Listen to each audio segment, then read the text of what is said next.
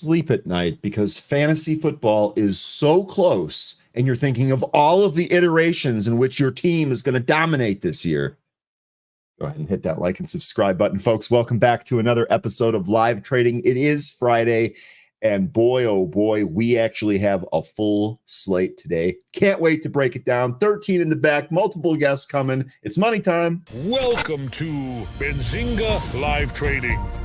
Let's see if this actually kind of comes back. Way out of control, got way too high. All right. Hey, I will take that. I will absolutely take that.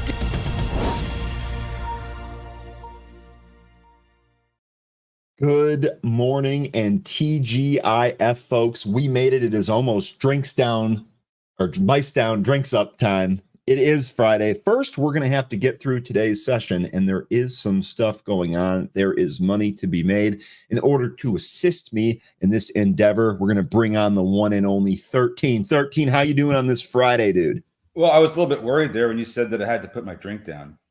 Yeah, I know. I that was an inopportune time to screw up and stumble over what I was saying. But you know what? We're just going to get 2% better here today, and we're going to finish strong. So Just going to pretend I didn't hear it. There you go. That'll work too. I just got to ask you here: are you getting excited for fantasy football? Oh yeah, absolutely. I'm just getting ready for football in general. It's my favorite time of the year. Me too. We are almost there, and we are going to do it. Okay, let's talk about the market. We do have some stuff moving around here today. We do have some stuff to trade here today. But as always, we are going to start with the SPY here. We had been talking recently about the 50-day moving average. Yesterday gave us our second close below the 50-day moving average. The big thing about yesterday was the action, the intraday move, right? It actually looked like we were going to have a really strong kind of a bounce back day from the day before. And then at lunchtime, it just turned around and we actually closed on the lows. We kind of made a double bottom here, closed on the lows. Now today, we're actually a little bit stronger. Green arrows across the board. We had 3M report this morning. I believe they were trading higher. Let me check to see if they are absolutely trading higher. Big breakout there on 3M. So looks good here this morning. What say you, 13? Where do you think we're going to go? I know that you had also had me draw this trend line on here, which is a new drawing to this chart. So what do you think we're in store for here today? Probably some more sideways action. Not that yesterday wasn't really, it was kind of sideways. We ended up closing lower, but for much of the day, we basically whipped around. We went down and then we turned around and went right back up and made a difference of $10, almost exactly $10. It was actually 10.01. And then we came back down to the open, hung out there for a little bit, and leaked into the close. The PCE numbers, which is what I thought would be give the market a little bit more spiciness, isn't really giving us that today.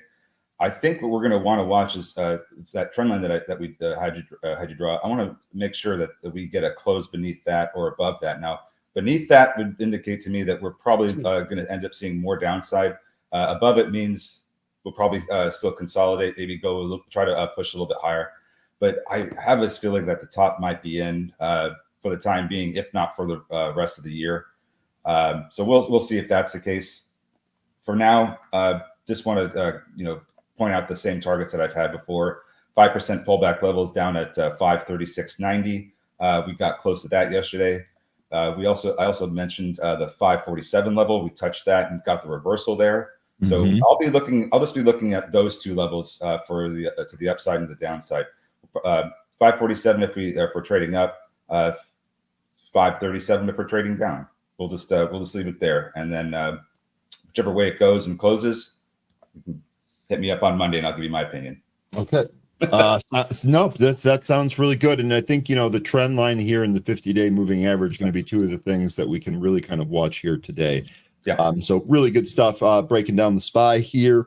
Let's go ahead and talk about some of the movers, then we'll go ahead and take charts and tickers from the chat. Good morning, Richard Judge. Hopefully you're doing well. Good morning, Nate. Let's go. It's Friday. Put that positive energy out there, folks. We got it here today. We are going to keep getting. Okay, we're going to go through the movers here, but I also want to share the agenda with you here today. First of all, I spoke with Anne-Marie, and Anne-Marie is not available today. However, we are not going to give back any time on our show. So live trading today is actually going to go to 11:30 instead of 11. So be sure to hang out with us for an extra half hour here. The option Sandy will go on as planned. The other thing is we've got multiple guests here today. So we were unable to get Tim Melvin on Wednesday. We will have him here today. We're also bringing in Abdul and Luis from Sensa Market. They have an option chain tool built into Pro that they are going to cover here today. So 2 guests, an extra half hour, and it's Friday. We got the Friday vibes going. Now let's start with some of the movers here. We're going to start with the big one. This is going to be Windtree. This is Windtree Therapeutics. A stock closed at what? About $3.50 yesterday, printing 8s here in the pre-market, multiple legs up, both in the after-hours session and in the pre-market here today. The good news here is that the volume today seems to be increasing as we get closer to the open. So let's see what happens on this opening print. Now, with Windtree, there's a couple of things going on here. First of all, very early this morning, Windtree Therapeutics on Thursday, which was late Thursday, filed a Form RW to withdraw a registration statement on Form S1, so withdrawing an offering there. And they also had good data on good data on one of their trials. So the combination of these two things here is leading to Windtree being up 140% here, just to kind of give you a little bit of that. Windtree Therapeutics notes that it is expecting its phase 2 seismic extension study to complete enrollment within the coming weeks. This is testing the use of one of those drugs, on stage B, early cardiogenic shock patients. Okay, tough for me to get that one out, but that's basically what's going on here with Windtree. We've got some good data, and we have the S1 that's pulled. This trading up to the highs. 13, you got anything on this one that you're looking at here? Well, aside of the catalyst that you had mentioned, this has a 589,500 share float. Very, very low float, easy to move around like you're seeing right now in pre-market.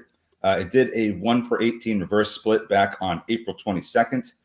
There is some short interest in this, about 8%, but the days to cover solo, I don't really think this qualifies as a short squeeze candidate.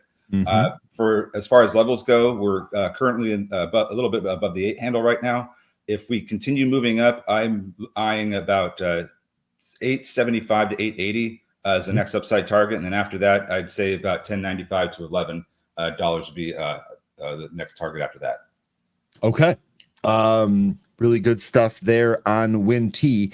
One thing is, I was just taking a look while you were talking there. I was just taking a look at the daily chart. This has clearly been split in the past. So last 2 splits here were reverse splits, including the last one most recently in April. That was a 1-for-18. The one prior to that was last February 2023, 1-for-50.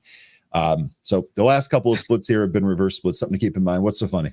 Did I say May? I meant April. I thought I may have said May, but it was April. Doesn't matter. They reverse split earlier this year. They did do one earlier this year, so that's something to keep in mind. The other thing is if you zoom in on the daily, you can see we've actually traded up to this resistance area.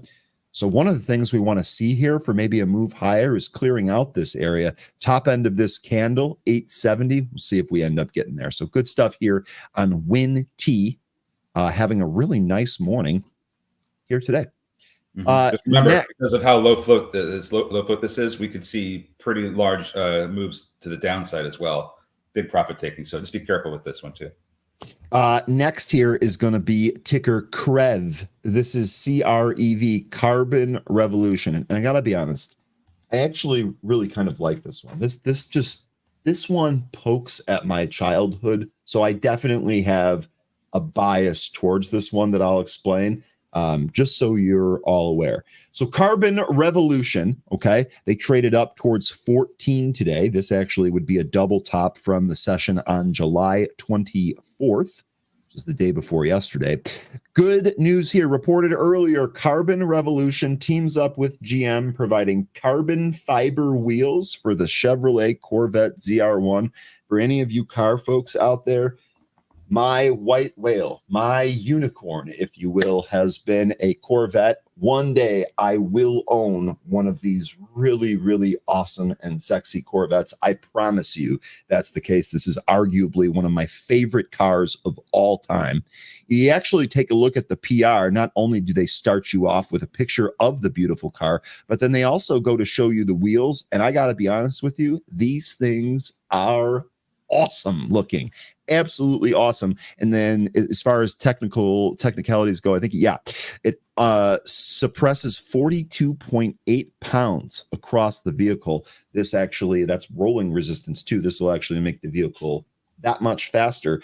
But let me stop nerding out about that. That is causing the stock here to trade up. We've actually had multiple moves up here today. The second one going to be on really, really huge volume. And now we've kind of regressed back to the VWAP. So this is a common setup that we see. We want to see if we can move through that VWAP and then maybe through some of those highs.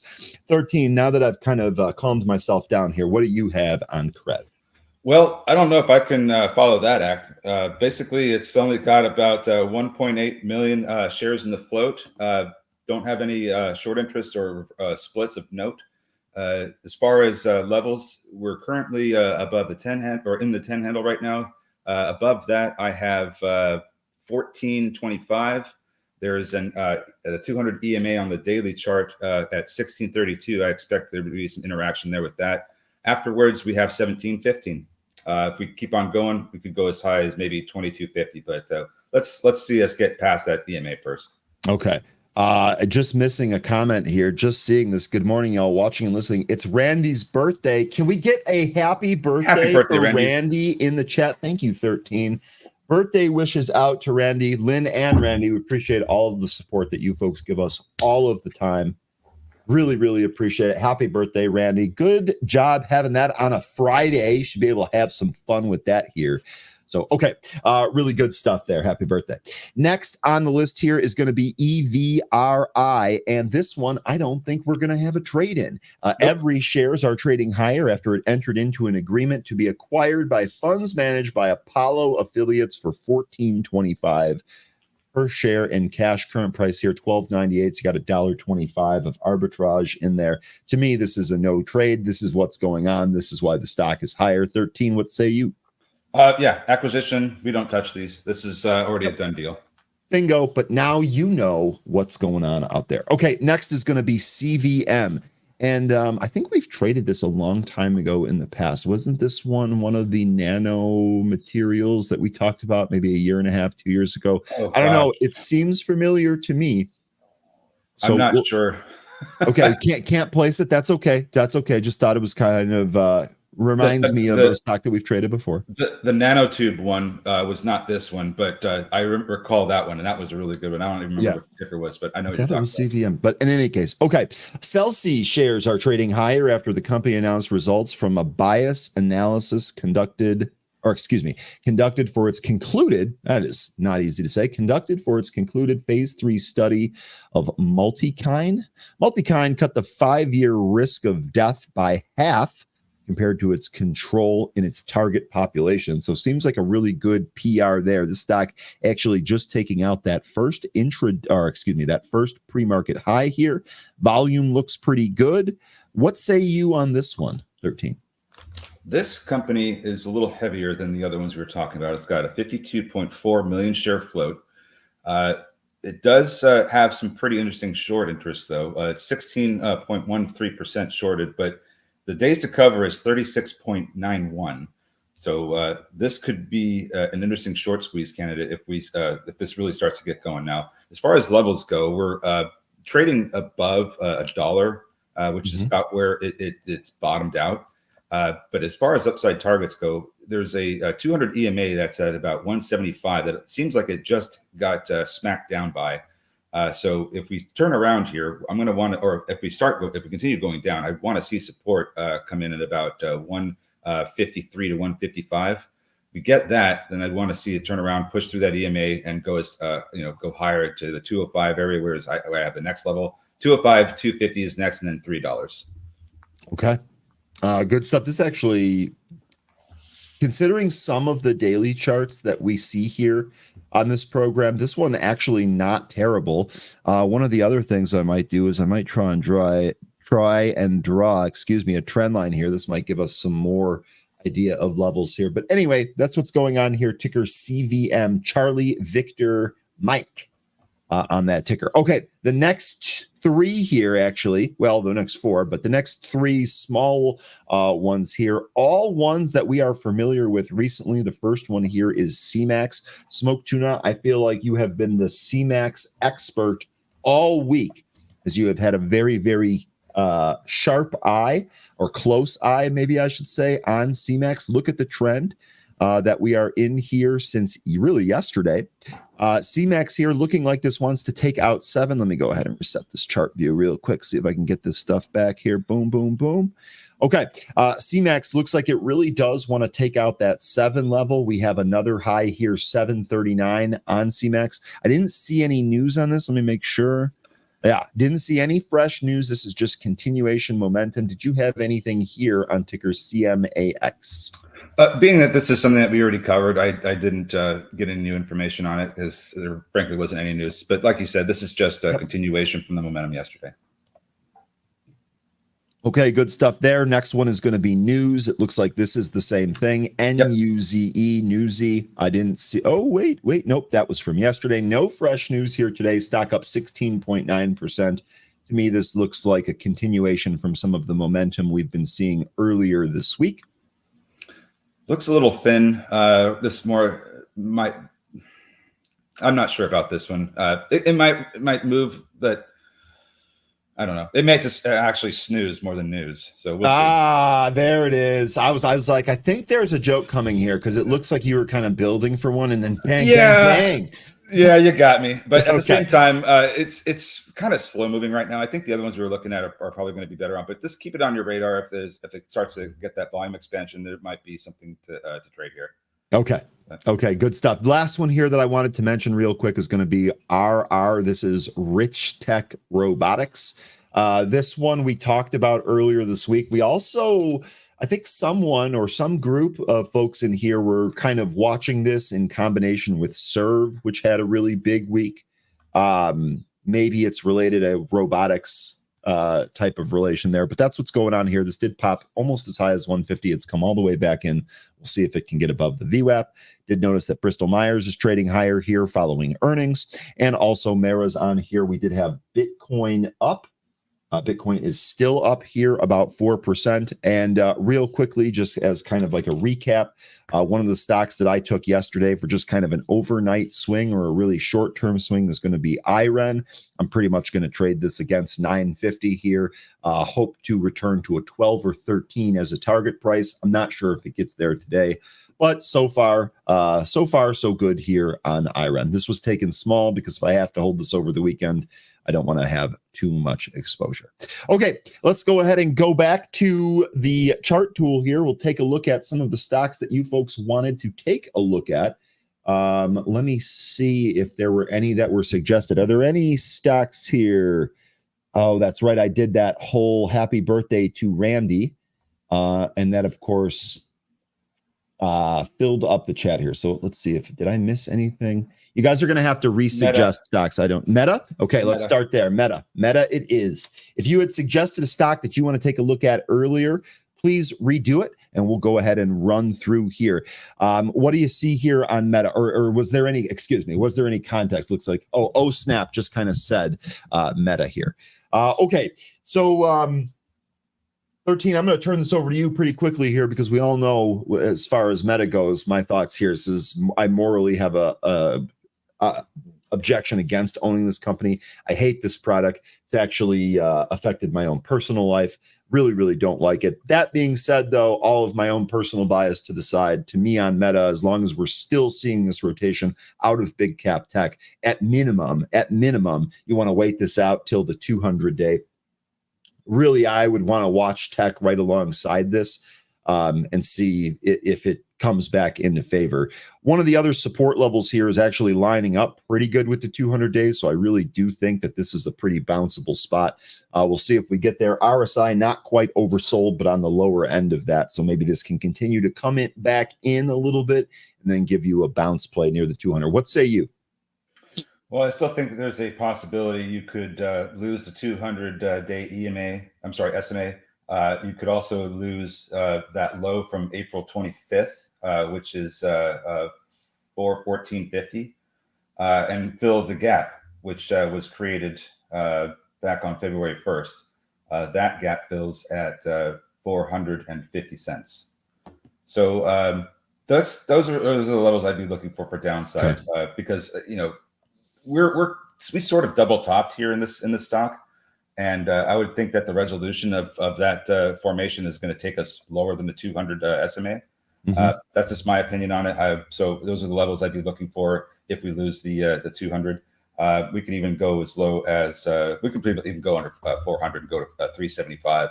That's another spot where you could potentially get a bounce. But if you're looking for a reversal, it's going to probably be one of those levels I just mentioned.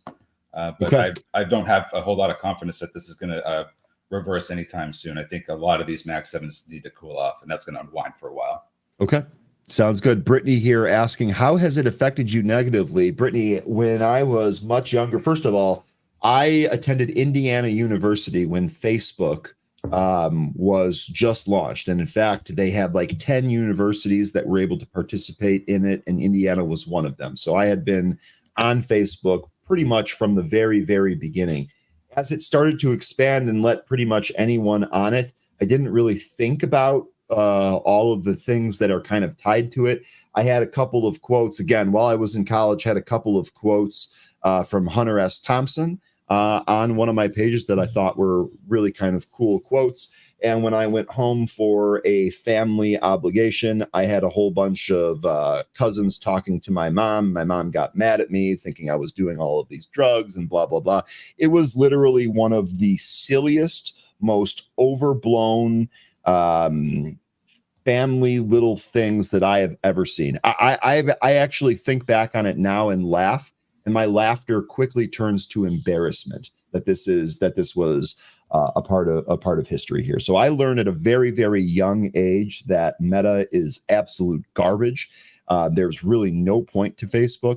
It was after that we started to see things about younger people having more problems because they're addicted to being online and they're addicted to hearing what other people. I believe that Meta represents the worst in social media, not any of the positives. So that's just, again, a personal thing for me. I would never own this company. This also really kind of falls into line with like Philip Morris. I morally am just not going to own it. There are other stocks out there and I'll go after those. Okay.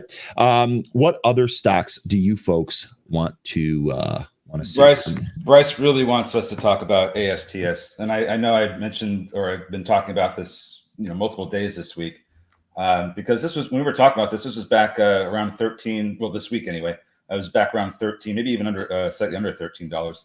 This is the company that's creating the satellites, like a satellite clusters similar to SpaceX, Starlink.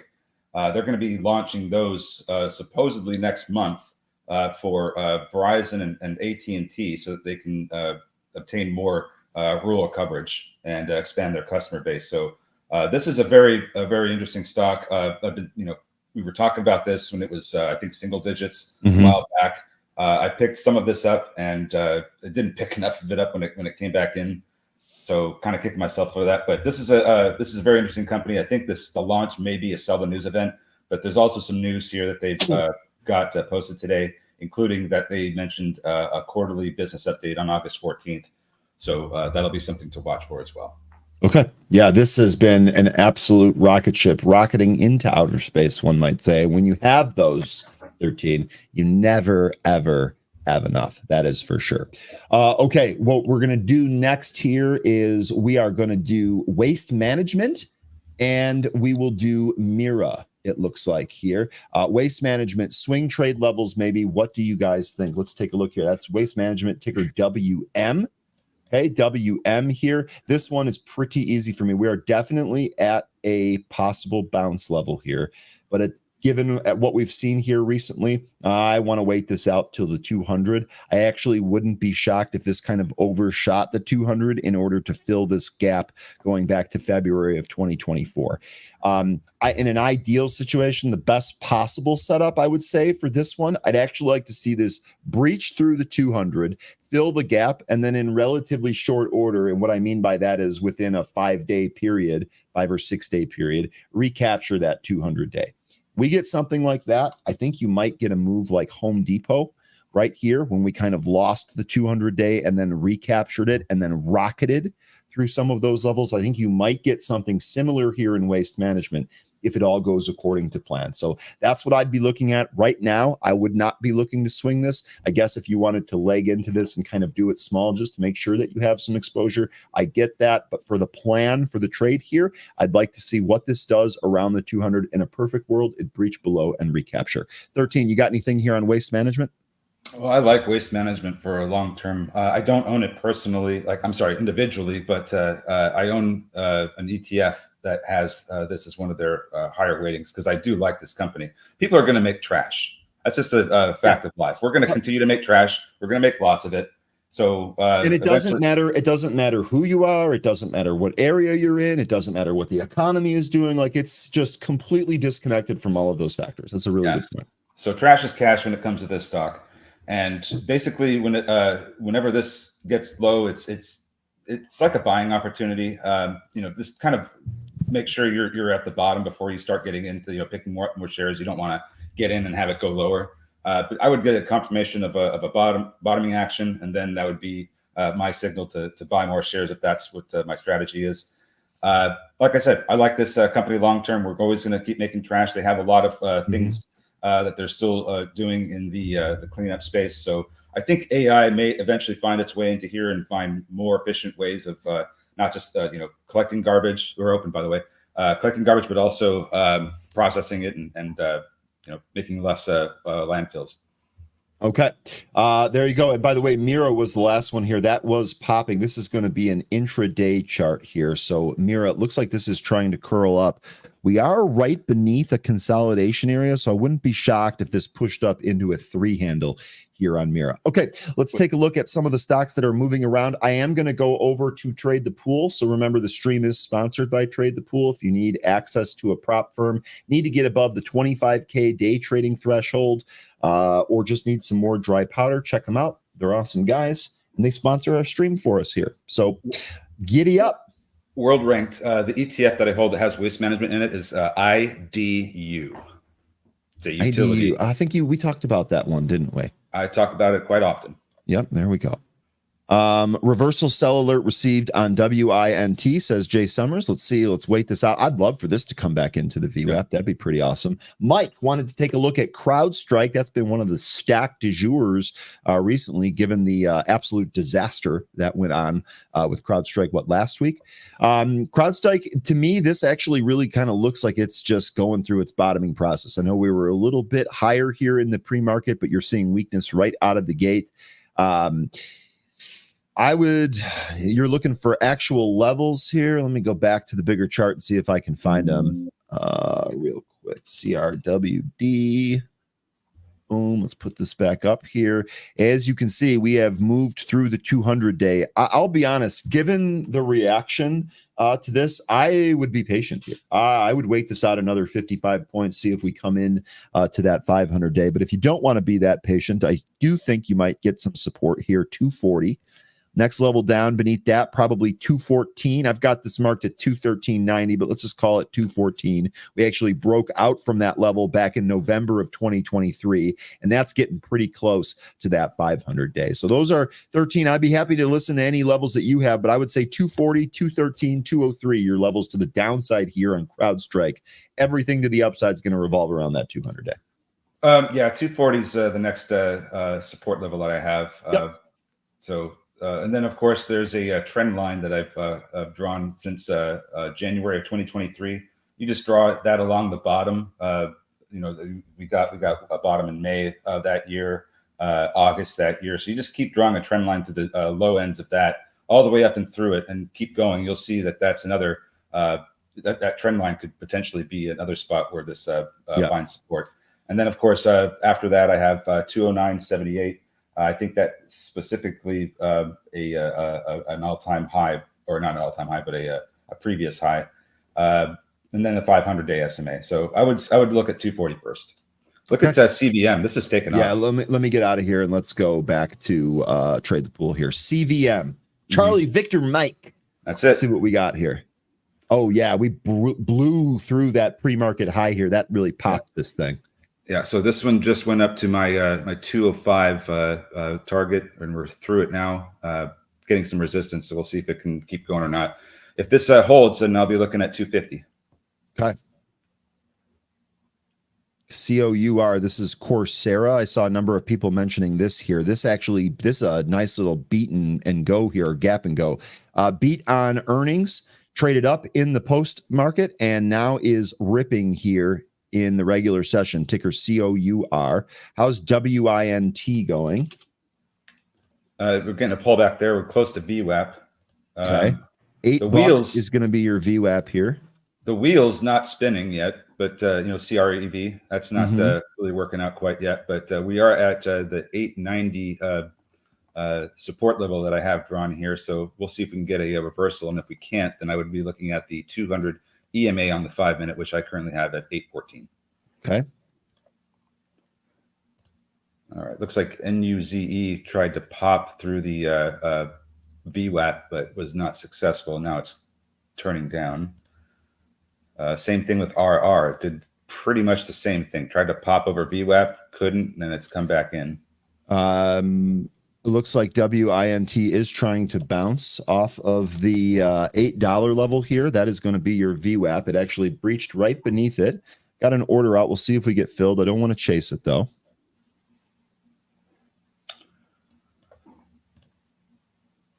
Yeah, CREV. Be looking to see if we bounce here or not. This one isn't looking really that great. Maybe we need to watch for this thing to bottom first. I wouldn't touch CREV. Yeah, this definitely too much weakness here out of the gate. WINT missed a fill down here on a bounce, but that would have been a pretty nice little scalp right off the bottom there. Yeah, it's trying to get above 831 here. Is it going to take it? Choo. There it goes. Yeah. Right so, okay. Missed that fill. I'm going to pull that order. We'll reset here. Decent bounce so far here on when we'll wait for this to set up again. No problem there. Serve, yikes. Let's check out Serve here. Yep, that's fallen away from its VWAP there. Robert mentioning Carvana. Carvana trading back up. Cool. What's the short? Let me check the short interest on Carvana. 131 is going to be that high there. Let me see here on Carvana. CVNA. Still kind of a squeeze candidate. 19.8% of its float short. I'll tell you what, some of those shorts have covered over recent times. Still 4.67 days to cover. That could still end up squeezing a little bit there.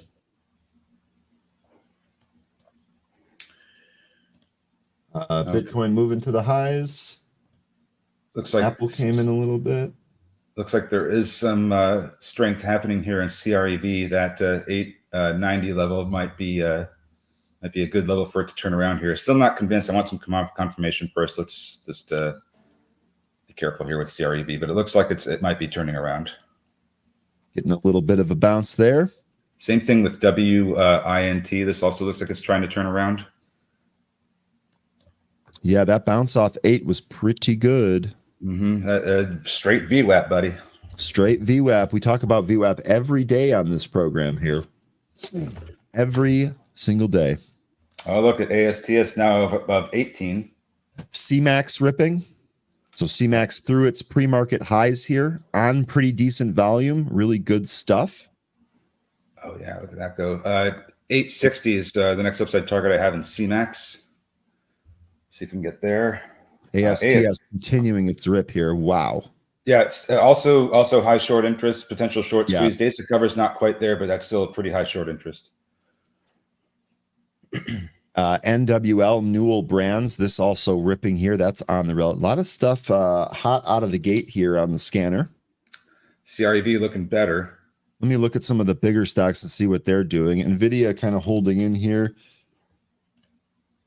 SMCI trying to move lower. Apple at the lows. Apple actually the weakest that I see on my screen of those Mag 7s. Interestingly enough. Google's down more. Oh, the Google. Yeah, Google and Tesla. No, you're right. Sorry about that. Good call. Tesla pounding the lows. Yeah, Google and Tesla, they reported this week, didn't have a favorable outcome on that. So we'll have to see what happens with the other Macs in the reporting next week. It's going to be everybody else except NVIDIA.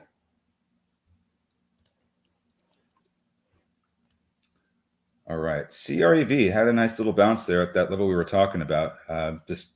It's just not really moving in a manner that makes me want to get into it, because it seems like it's still pretty thin. It's spready. So, trade it if you want to, but just be careful. It's isn't really moving like some of these other ones are. Mark, I feel a fake bounce. I think today turns red. That would be a repeat of what we got yesterday. I'll tell you what, if we got that, I would look for some more red arrows next week as well. I totally think this could happen here. I will not put that past him. I think that could happen too. And I would just, if you're going to be day trading here today, just kind of factor that in, right? Don't get caught off sides. Triple M is running here out of the gate. Yes, indeed. It looks like it did stop here about 117.5, but nice move here for Triple M out of the gate. CVM 170 for a bounce, says Tuna. So you're thinking this is going to come into 170 here? That would actually be about the top end. That makes a lot of sense, Tuna. Let's see. Maybe it bounces right here first at the VWAP. 170 looks pretty good. That's it sure does. Where the pre-market highs were kind of topping out at. So if it loses VWAP, I would absolutely say that's where it could get a reversal. And you know what else is that if it loses the VWAP right here, you might actually kind of knife and bounce from that level too. You might actually, if you get a good fill there, you might actually be able to get some a pretty quick scalp trade down. Speaking of losing VWAPs, WINT is currently beneath the VWAP and it's trying to reclaim it. It looks like there might be some support at about 770 in this one. So, or 775. It looks like it bounced off 775. Pretty close. CMAX here up near highs still. Smoke Tuna saying this could see 10 here today. That would be something. Cool. Yeah. That'd be real cool. That would be something. Oh, wow. It just had a big old turnaround there. It could pushing here. It could see 10. CVM did bounce off that 180 level. We're still going to wait out that 170. We'll see here, but it did bounce from 180. So you're getting your first trade there. CREV still looking like it's having a hard time, and it has not been able to capture VWAP yet. This may go lower before it goes higher.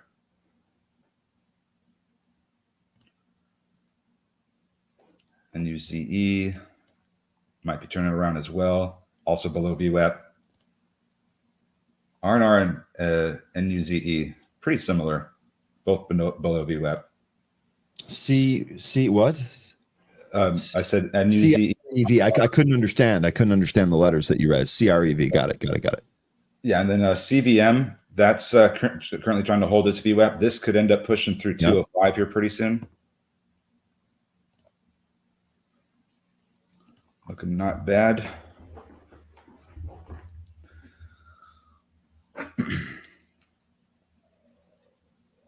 Coursera being mentioned, COUR. What's that doing here? That continuing to rip. This actually bull flagging up here just north of 11. COUR. This had earnings, I believe. Is there something else? No, it was just the earnings. There's nothing else in here, right? Beat on the top and bottom line. What did they do there? Expects. Their guide was actually a little low. Guide was actually a little bit light there. Full year revenue right in line. So interesting. Coursera been beaten down recently, so I think that's why you're getting the action here today.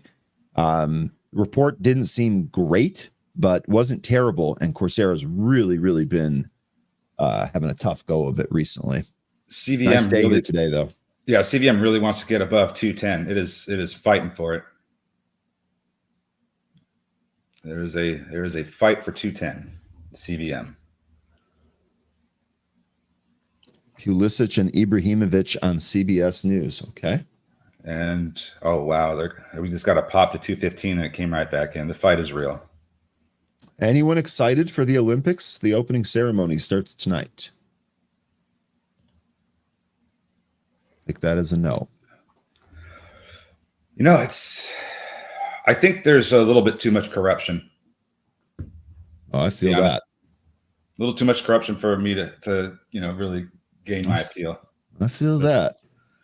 CVM, the nice pop up to 222. And a pull here down to the VWAP. Let's see if we get that 170 area Tuna was looking for. Here's your pull. I'd be more inclined to buy something here out of a yank like this. Let's see if we get 170 here. All right, let's see. WINT trying to turn around, recapture VWAP. Got 1 minute left in this candle. What's up? Jane's hilarious.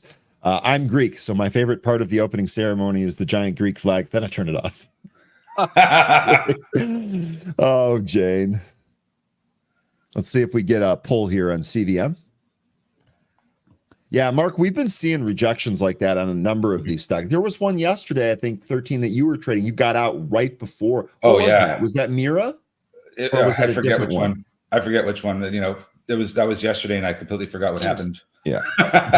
If you've ever had the memory of a goldfish. Yeah, there you go. Because when I fall asleep, it's like, okay, I've already booked my gains. I'm good. I don't need to worry about anything I did today. The day's over. WINT. WINT is trying to push back over VWAP.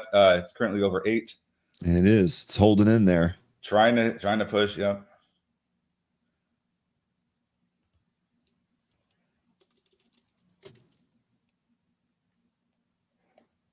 Yeah, I used to be really into the Olympics, but I've always been more into the Winter Olympics because of ice hockey.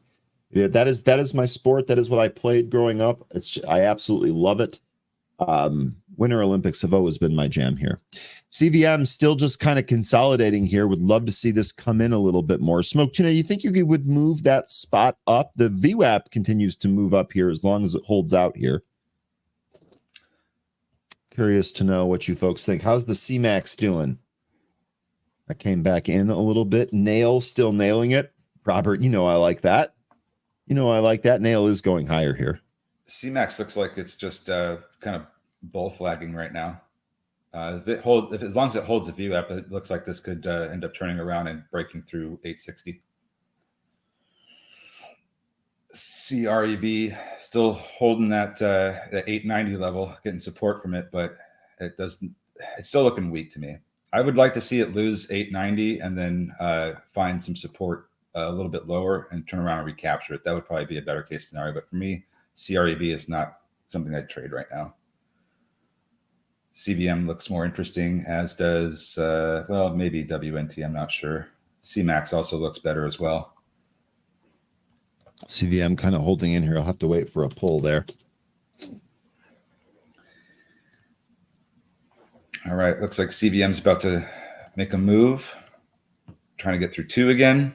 Elon buying CRM here. Looks like we just had a 200-day cross here. Elon, what else you got on your thesis here? Ticker CRM, that's Salesforce. It's actually still on an uptrend since its recent move down.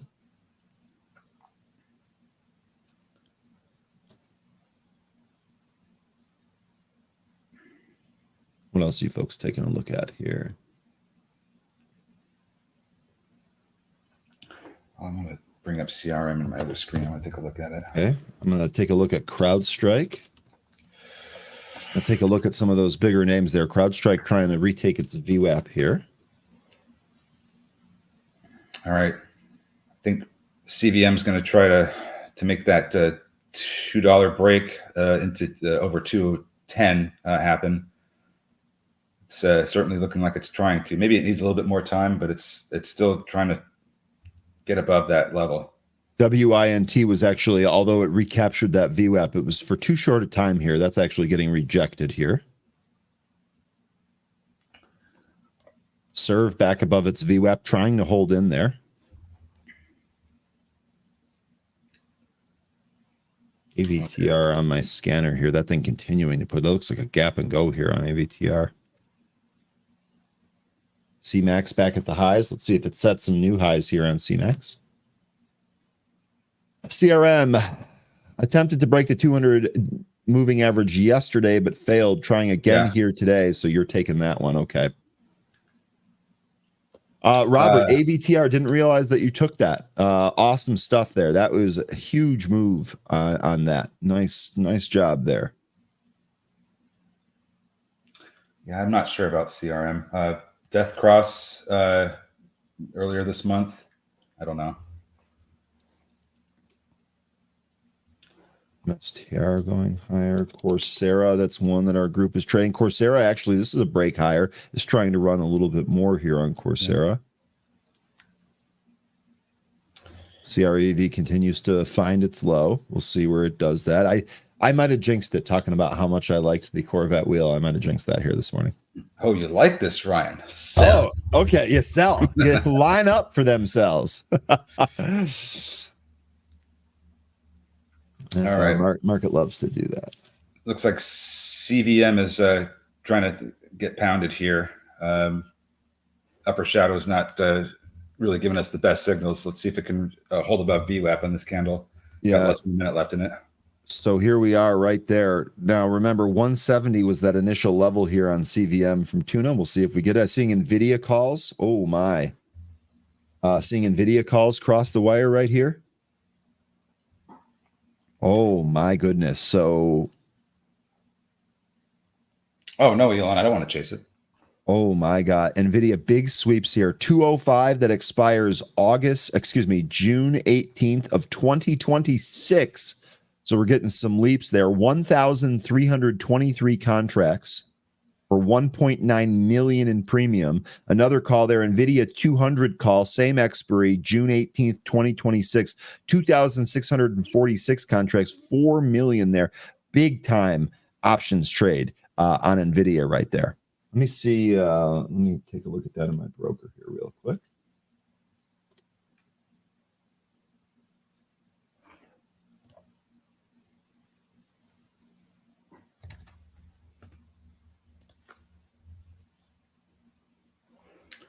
CVM really lives in July 24th, 117 call. Okay, that was part of a spread, right? So those large options trades there, absolutely part of a spread. That's what we were trying to figure out. Okay, both of them, the 122 and the 117. Yeah, so wow, those just a lot of premium there. Those are part of a spread, though.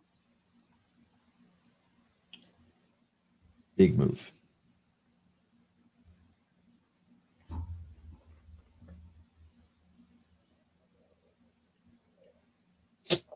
CVM trying to find a bottom. It's beneath VWAP right now. Switch over to that. Sorry. Is that bullish or bearish for NVIDIA, says Brittany. Brittany, I can't get a read off of that. That's why I was looking to see if it was a spread. I think that is a bullish spread. I don't think they'd necessarily sell calls that far out, but I can't tell for certain. And actually, let me go back to that real quick. Yeah, so I think maybe those calls were sold. Brittany, I wanna reserve. I'm not sure. And I think those might have been sold as part of a spread. So I think that what that's saying is that the trader doesn't think it's gonna get up there.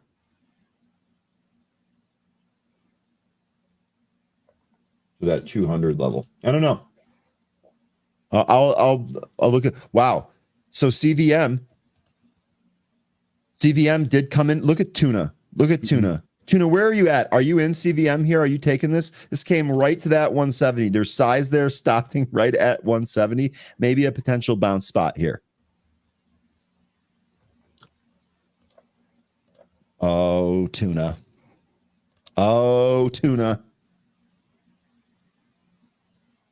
Let me know if you ended up taking this one here. Oh wow, went. Well, it's turning. It's turning around right now. I shouldn't have said went, but it's starting to go. Trying to get back above the 875 level. So it consolidated around that VWAP and then ripped higher. Mm-hmm. Mark took some CVM here, 170. Ryan, I'm in. Did you take it? No. Nope. But I think, you know what, Tuna? I think, you know what? Giddy up.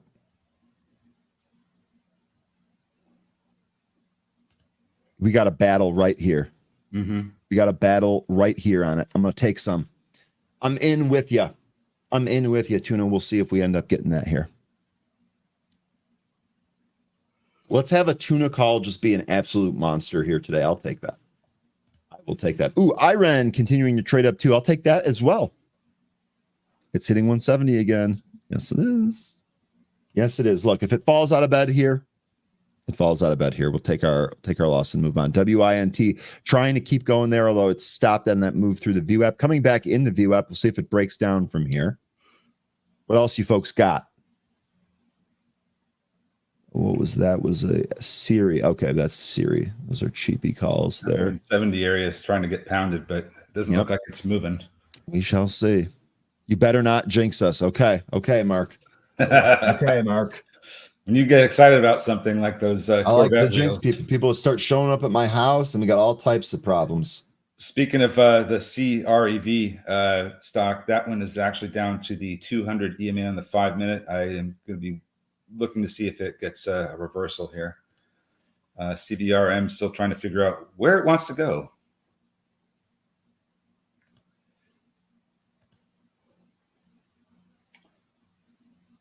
CMAX VWAP. So CVM losing that 170 here. Let's see if it breaks down. Next spot down here, 161. Has some size there. We'll see.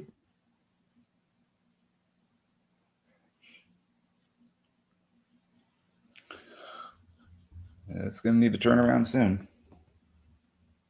Max looking at Plug. Did we get any news on Plug here today? What happened with Plug?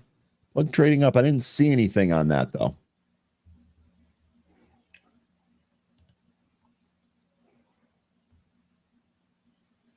CVM breaking down here. Let's see if it breaks past 160. Next support is 160. We shall see.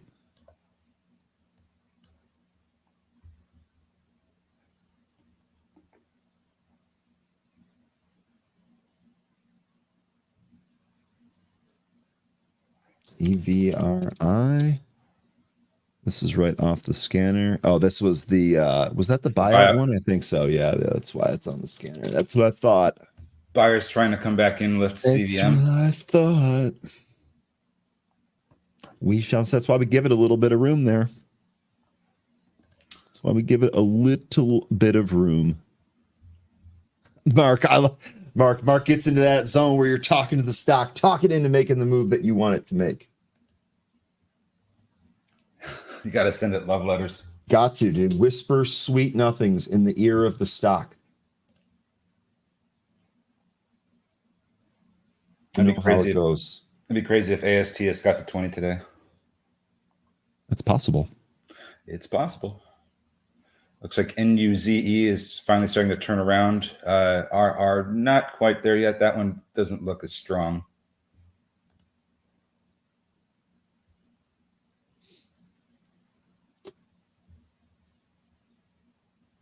CRWD kind of holding the area here.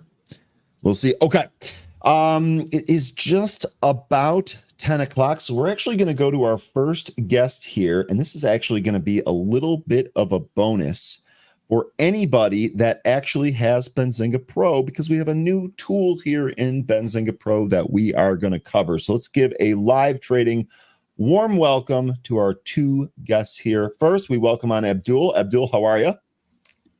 Doing good, Rand. Good to be here. Thank you so much. You're very welcome. Welcome. We'll bring in your trader, Luis, as well. Luis, how are you doing here today?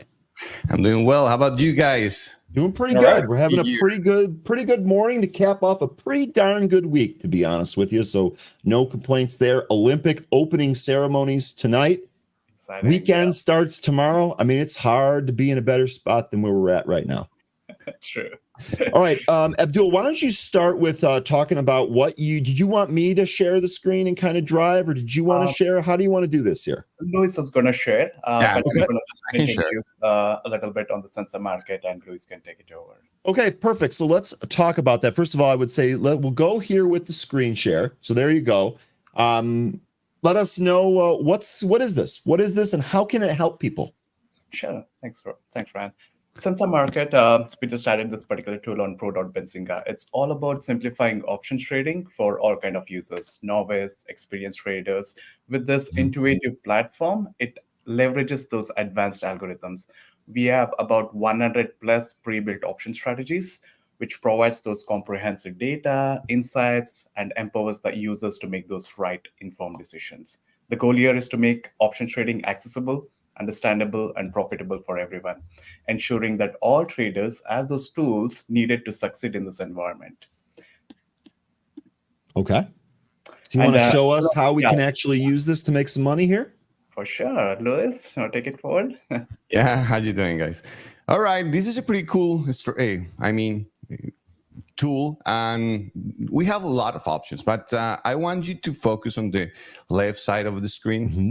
So if you can see here, probably let me double share right here where my mouse is. So we have can see it, no problem. Pre-built strategies. So you can build here just item condors, item butterflies, bullish strategies, bearish strategies. So it's pretty cool. So, and also we have here also a list of all the strategies you can play with, no matter what the market is playing. So you can put neutral strategies, bi-directional strategies. So we have everything just pre-built here. So it's going to be pretty easy. If you want to go, let's say, for a neutral strategy, just let's say I want an iron condor. Just click, and you can adjust the iron condor with the sliders. You can short the legs. So it's pretty easy. Select the expiration dates. If you're a trader, yet you like more the option chain thing, well, we also have the option chain here. So this is basically giving you option chain data and then a way to lay out a potential multi-leg trade and see the possible profit and loss and what that trade can do? Correct. Okay. Correct.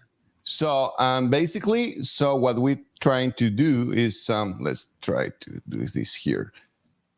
Oops. Okay. So let's say if you want to build an iron condor. So the system is going to give me some a pre-built strategy. Just give me 1 sec. Let me go to the SPY. And let me go to an iron condor. So we have here.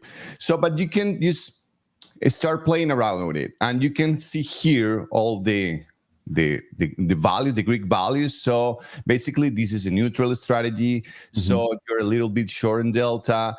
You can play with this. You can play with the implied volatility. How days to expirations we have left, and we see the max loss, the net credits. So you can see from the beginning how much are you going to put at risk. I like for this type of environment, we are in a downside cycle probably right now. So I would like to play.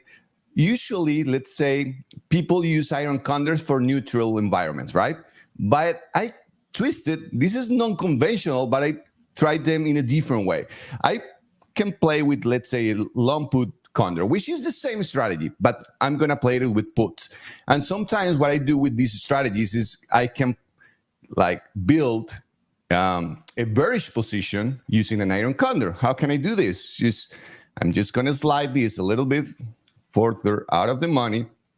And as you can see, let's put it this way. As you can see, this is no longer a neutral strategy. So if I want to benefit from a bearish movement, I just can play an iron condor this way. I'm not going to be concerned about early exercise or things like that.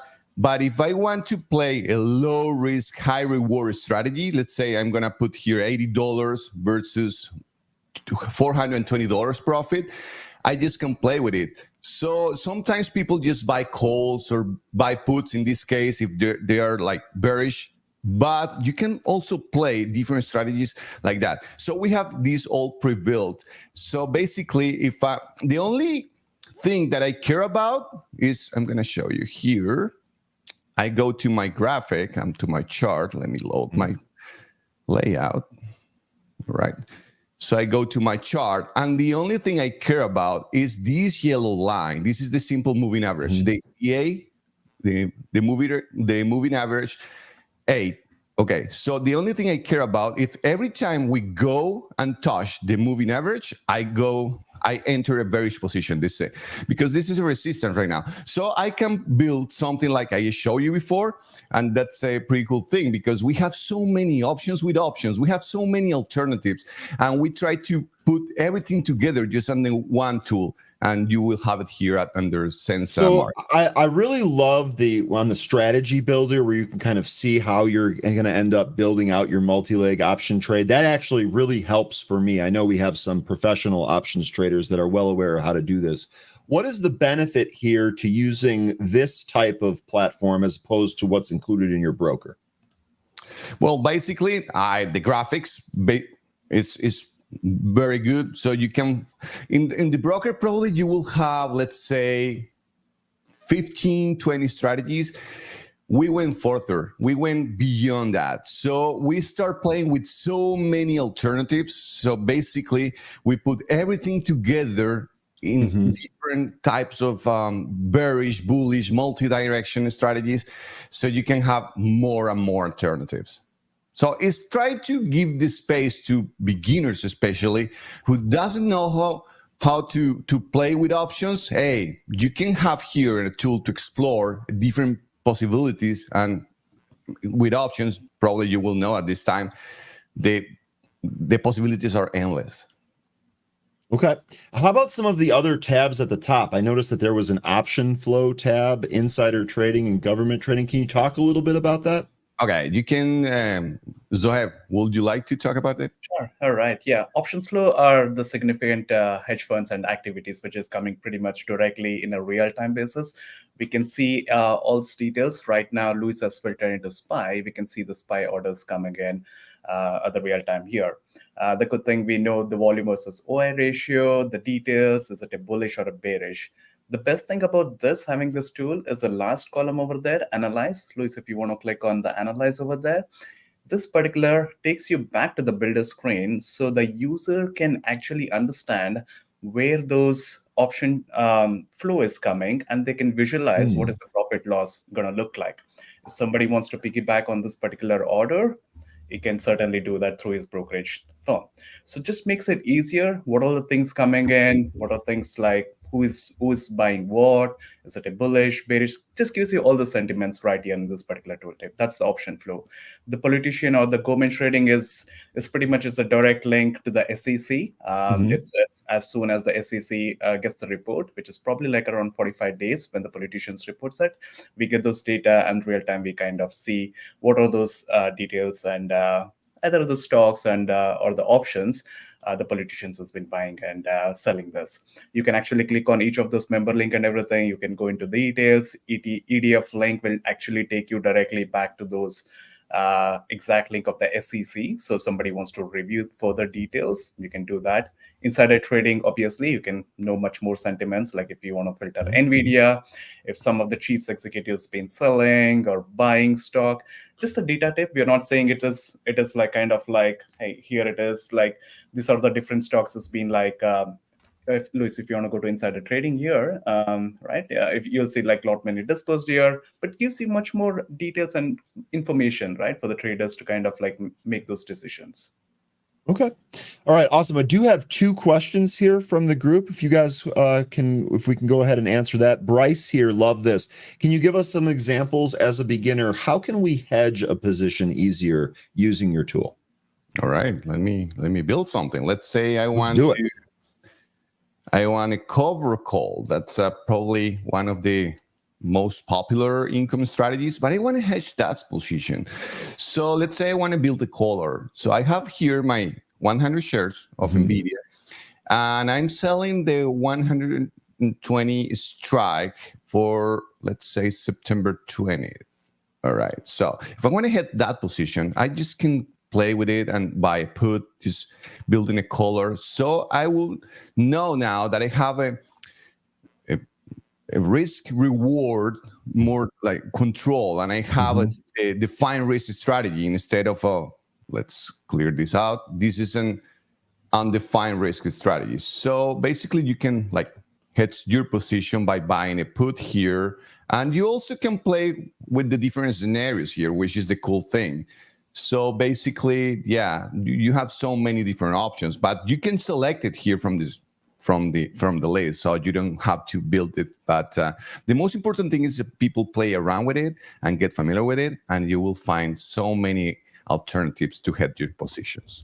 Okay. I do think that building it from a list here instead of creating it from scratch is much easier. I totally get that. Bryce also has another question here. Do you have anything like Bookmap that shows how the orders are and the volume at different key levels? Zoeb, do you want to respond to that? Again, Fran, maybe I'm understanding. Is that the volume talking about each of those calls? Yeah, I think what he's looking, Bryce, let me know if I'm getting this correct, but I think what you're looking for here are like how much is on the bid and the ask side. You're basically looking for flow in there, and you want to see where the orders are waiting. Yeah, Ryan, to answer, right? NVIDIA, if you actually closely look at each of the strike over there, 117. Okay, option chains gives you all these details here, volume. Well, we have here the volume and options and the open interest, right? But probably the person is asking about the order flow, maybe the book of orders. Yeah. Yeah. Yeah, he's not necessarily asking for the volume and the open interest. He wants to know if he can kind of see where that volume sits at like some of those key levels. Let's put in those words. So no, we don't have it here. So so it's more just for them building out an actual options trade. Okay, awesome. And I did show if you're in the option chains, you want to add those particular strategy and bring it back. So that's probably one of a really cool feature to highlight. You can like buy a call, add it, and analyze button. Yep. So you're basically setting up a hypothetical trade first, and then if it meets your criteria, you're executing or turning it into an actual trade. Correct. Okay. Okay, awesome. Anything else you guys want to show here real quick about that product before we move on? Luis, anything more? But again, like 100 pre-built strategies, I think we are pretty much the first in the thing to show all the strategies right at your fingertips. Just makes it easier, play around, learn more. It gives you more educational content for the traders to kind of like review this. The trader also can clear all and then customize and then start building his own particular strategy, kind of like gives you all the visual appeal as needed. Main thing every option trader wants to know is what's his maximum loss? What's it going to be like? The risk and everything. So this makes it really clear and where exactly he or she can make profit over here. So kind of giving you a real clear understanding right here at this thing. And it's also here in your Benzinga Pro tab. So if you see at the bottom of the screen, so you can access this magnificent tool. We got a lot of people asking for options chains in Pro, so I'm glad we were able to do that. I really love the way that you guys are visualizing both the chains and the hypothetical trades here. One of the things that I struggled when I tried to add options trading to my toolkit when I first started here was understanding what some of these different strategies looked like and then how those different contracts kind of worked. And I think one of the things that your tool does here is does a really good job of breaking that down into a visualization so that it's easier to understand and learn, especially for beginners. So, okay, Luis, Abdul, I really appreciate the time. I think what we're going to do here is as I get more questions about this tool, how to use it in different use cases, probably going to bring you gentlemen back. Would that be all right? Yeah, definitely. Anytime. It's a pleasure being here, guys. So. Okay, absolutely awesome. Well, thank you folks for your time here this morning. Do me a favor, promise me you'll have a great weekend. We'll speak again soon. Thank you. Same to you. Bye. All right. Take care. That is Abdul and Luis. And folks, for all of you that wanted option chains in Pro, we gave it to you. And we also gave you more stuff on top of that, like the stuff that's going to help you build some of those strategies there. So really good stuff. Major shout out, major thank you. Awesome. Juan is asking, what's the difference to toss? So that's kind of what I was asking earlier. Thinkorswim has some of that stuff built in. Not everybody uses Thinkorswim, right? They will use different brokers there. To be quite honest with you, now that I'm used to Thinkorswim, it's a little bit different. But boy, oh boy, when I was first starting to learn that, I was struggling with Thinkorswim. Okay, 13. What did I miss while we were doing that? CVM broke down, it looks like. Yeah, CVM broke down. NUZ broke out. Looks like RR still having a hard time turning around. CREV having a better time turning around after finding a bottom at that 200 EMA. Still beneath VWAP. We're also looking at CMAX that got up to 849. Could not hold VWAP. It is now trading lower, but still above a lot of the pre-market highs. And that's about what I've got going on here. Looks like Smoke Tuna saying if CVM goes below 150, that's it. That's the cutoff here. That makes a lot of sense to me. We'll see if we can actually bounce back to that area here. I think if they take off 154, it might add to this position a little, but otherwise this one might be dead in the water. Sorry, Tuna. Even some of the best end up having L's. That's what we've been saying for a while here. So I noticed that RGC, didn't this go crazy the other day? I'm pretty sure I feel like you guys were all on RGC earlier. That I'm seeing is moving around. Here is 150. We lose this, we're probably done here. Well, it's beneath it now. Yeah, I want to see if they can just take this 150 spot out here. We'll see. Gonna be 0 for 1 on this day trade here if it doesn't. And UZE pulling back. Let me put it up in a different screen here real quick.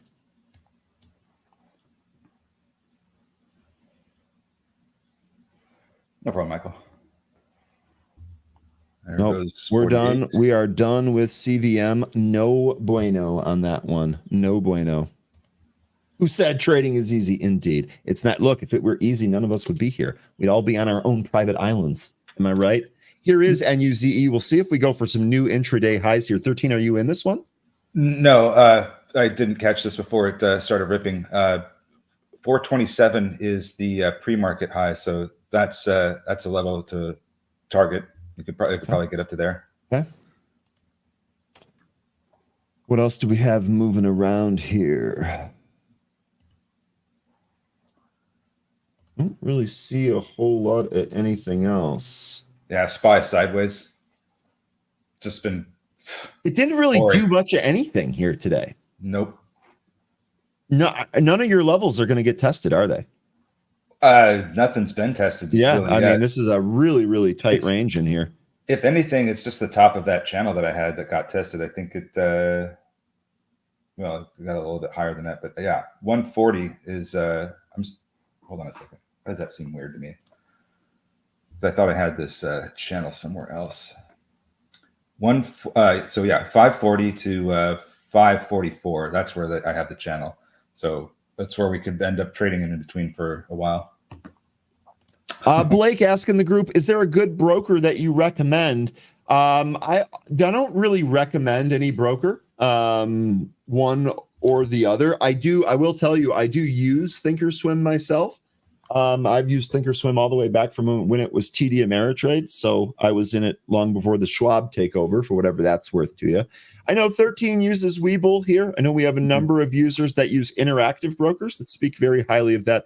I have no broker recommendation, but chat, help Blake out here. Let him know what brokers you like, what you use, and then maybe why. Blake, one of the things that I would say is, what are you looking for mostly? Are you looking for, or do you trade options mostly? What is your top ask, I would say?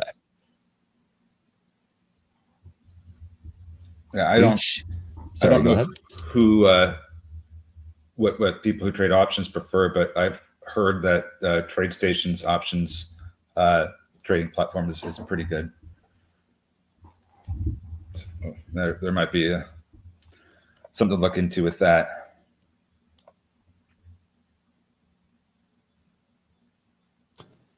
Okay. Hey, I think we're all set here. Let me Do we check like what some of the serve? other traders are doing. SGMO, I don't think I've taken a look at that here yet today. That was the penny stock from yesterday. Yep, going for dollar territory. Serve it slightly green today, but it looks like it's looking like it's a little weak, and it's also a very high RSI on the daily. So to me, that would indicate that we're going to be seeing some downside pressure coming at some point soon. I wouldn't go long on this, for a hold beyond today, but trading this, trade it how you will. It's been getting a lot of attention lately. Volume's just not as great today as it has been in the past week. Okay. Smoke Tuna mentioning Huma here. And UZE coming down to its VWAP, looking there for support. Might be an opportunity to go long if you're excited about this one. Rail Vision was getting mentioned earlier. That had a pop. RVSN, that's a former girlfriend coming blast from the past there. Oh, wow. Yeah. Zahur asking me, Ryan, am looking for a high volume option broker who charges option fees in a tiered basis. Boy, that is super specific. I don't know. I don't know what to tell you. Anyone in our chat help them out there? Anyone know? CREV still trying to push higher and still beneath VWAP. It's just on a slow recovery right now, and it still has. See if we get back up to that VWAP. Yeah, still a little bit of a spread here. Not as much as it was before.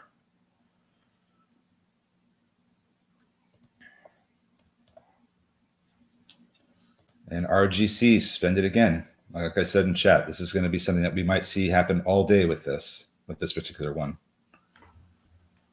Let me see here. Look at some with RGC. 2.45 million shares in the float. So Lululemon maybe coming off its bottom here. I don't know if you guys like Lululemon, the stock, or where you like it as a potential buy. Well, it is right down there with the May of 22. That's 2022 lows.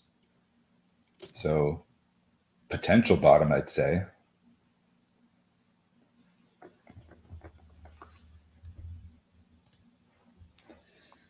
CVM bouncing. All I had to do is get out of it for you guys. You're welcome.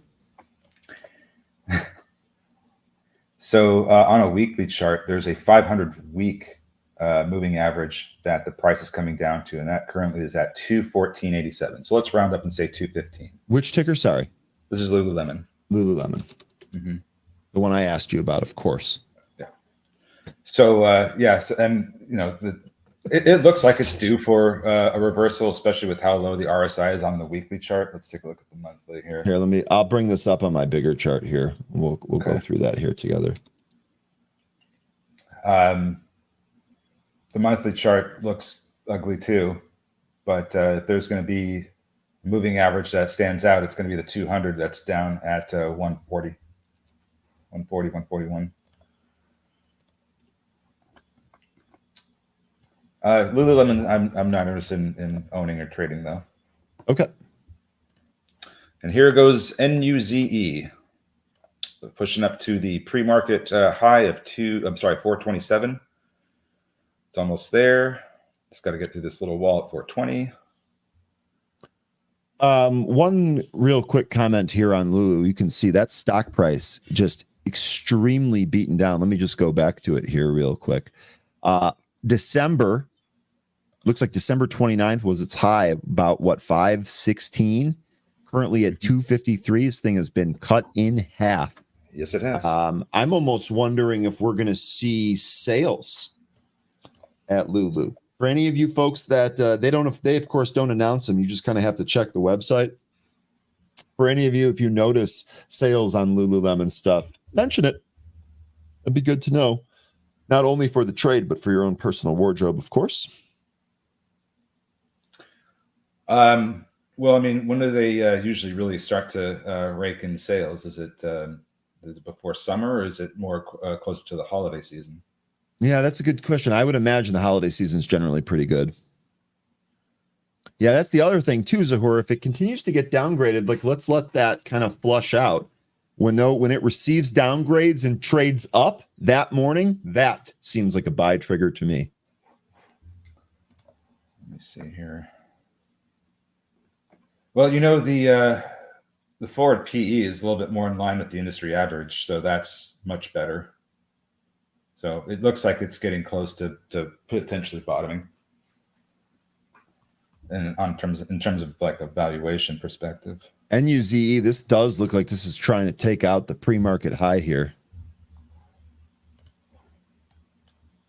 And it might get it. Yeah, Amanda making a really good point about Lulu being a Christmas thing.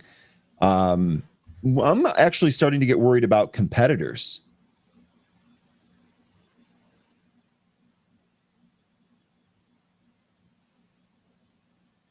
Kind of taken over. UPS also 52-week low. Well, that's see this might be interesting in terms of where we could of how to get a read on what Amazon is dealing with, because if Which ticker, sorry? UPS, because if UPS? UPS is dealing with labor costs because of their truck drivers, I'm wondering if we're going to see something similar with Amazon when it comes to their drivers as well. And also, we're seeing slowing sales, weakening consumer.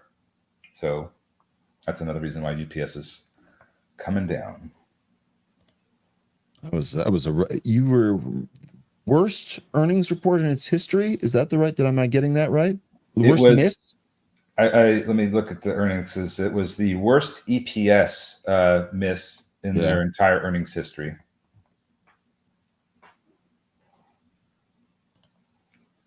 Okay. Looking around here. CMAX getting a mention. Looks like it's that's still holding up there. Mm-hmm. Triple M still strong there, Robert. Yeah, this actually looks like it might be taking the next leg up. Shout out to Zoltan, by the way. I don't know if Zoltan's out there, but Zoltan, you've been on 3M for as long as I've known you, following a lot of those different lawsuits and such. I still have concerns about those because they're not done. Yeah. And they just spun off a really big cash cow. So that's a different company now, and they can't pull money from that anymore. Zoltan, I am here. There we go, Zoltan. Here, omnipresent. We love it. We love it.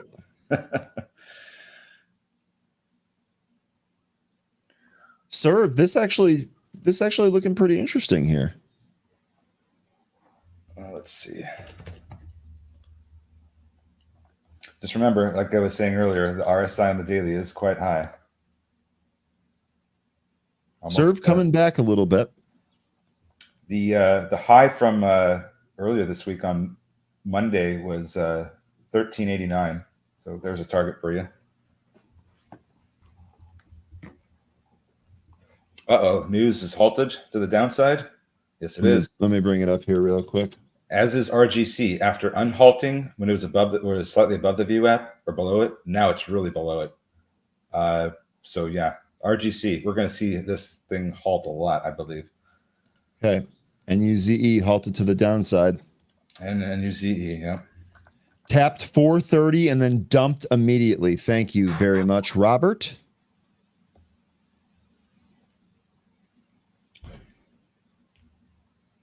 I mean, I don't know, Zoltan. I don't know what your trade plan is for Triple M, but are you looking at taking profit anytime soon off this move?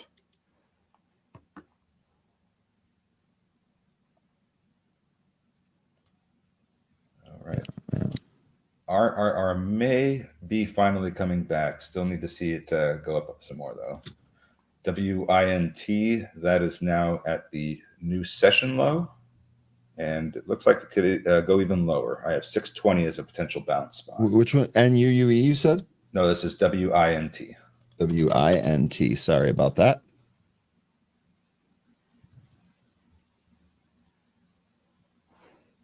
Oh, that's good information, Lynn Williams. Yeah. Yeah, I was going to say lots of Lulu knockoffs all over our Asia travels. Good stuff too. Interesting. Okay. So we missed Tim on Wednesday, but Tim's always gracious with his time and giving us some more time here Friday. Tim, welcome to the show. How you doing Friday?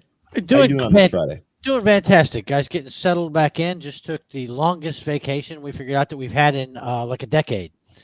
So well, congratulations, man. Yeah, it was very cool. Bright-eyed and bushy-tailed and ready to go. I don't know if I'd get all that carried away. It's been many decades since I was bright-eyed or bushy-tailed. But yeah, we are ready to get back to it. And, it was an amazing trip. And the thing that I noticed is just for all of the headlines, we went up to New England. By the way, we flew into Boston. We went up to the beaches in Maine, which if you have never been, take that from the bottom of your I'm going there pile and put it up on the top. Maine in the summertime is spectacular. I've heard that. But I tried to go into the water and I turned around and looked at my wife. I said, I'd call the paramedics. I'm going to die here. This is crazy. I got to get out. But every single flight we went on, Ryan, was full. Okay. I mean to capacity. The hotels were crowded. The restaurants were crowded. We spent a couple of days in Boston. And this is where my entire thesis on office it made me feel really good. I came back and I bought more REIT office preferred stocks because Class A office buildings, even in Boston, are full. Okay, there's 20% occupancy, 80% occupancy rate, 20% vacancy rate across that city.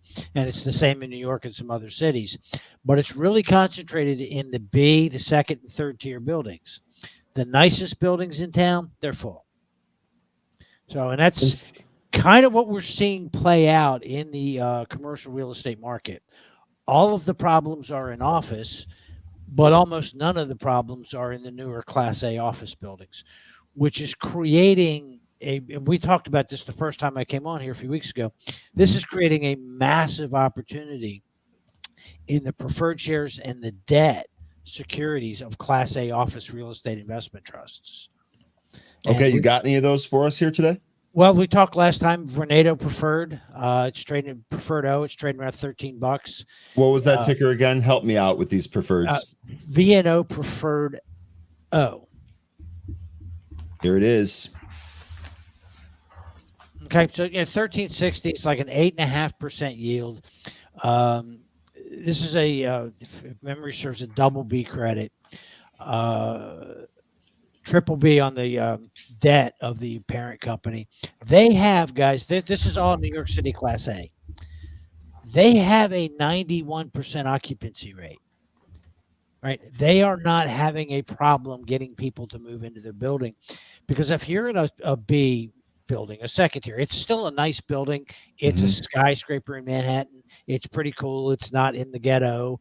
It's nice. However, if you want to move into the nicest buildings in town, now is the time to do it, because there are problems in office. Everybody's given concessions. You can get into the nicest building on lease renewal without a great big bump. Okay, so we really like the Vornado Preferreds. I like all of them. I'm buying the O's just because it's the lowest price. Gotcha. Now, this thing has a $25 par. Now, it's issued, as you can see, with a 4.45% coupon.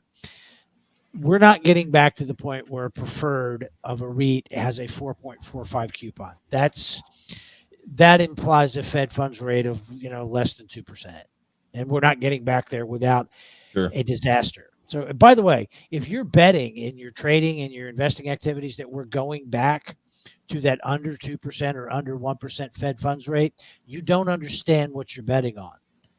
And in fact, I'm glad that you said that, because our happy hour group that discusses interest rates, where they might go on a regular basis, kind of think that that's not happening. We're not going back to that.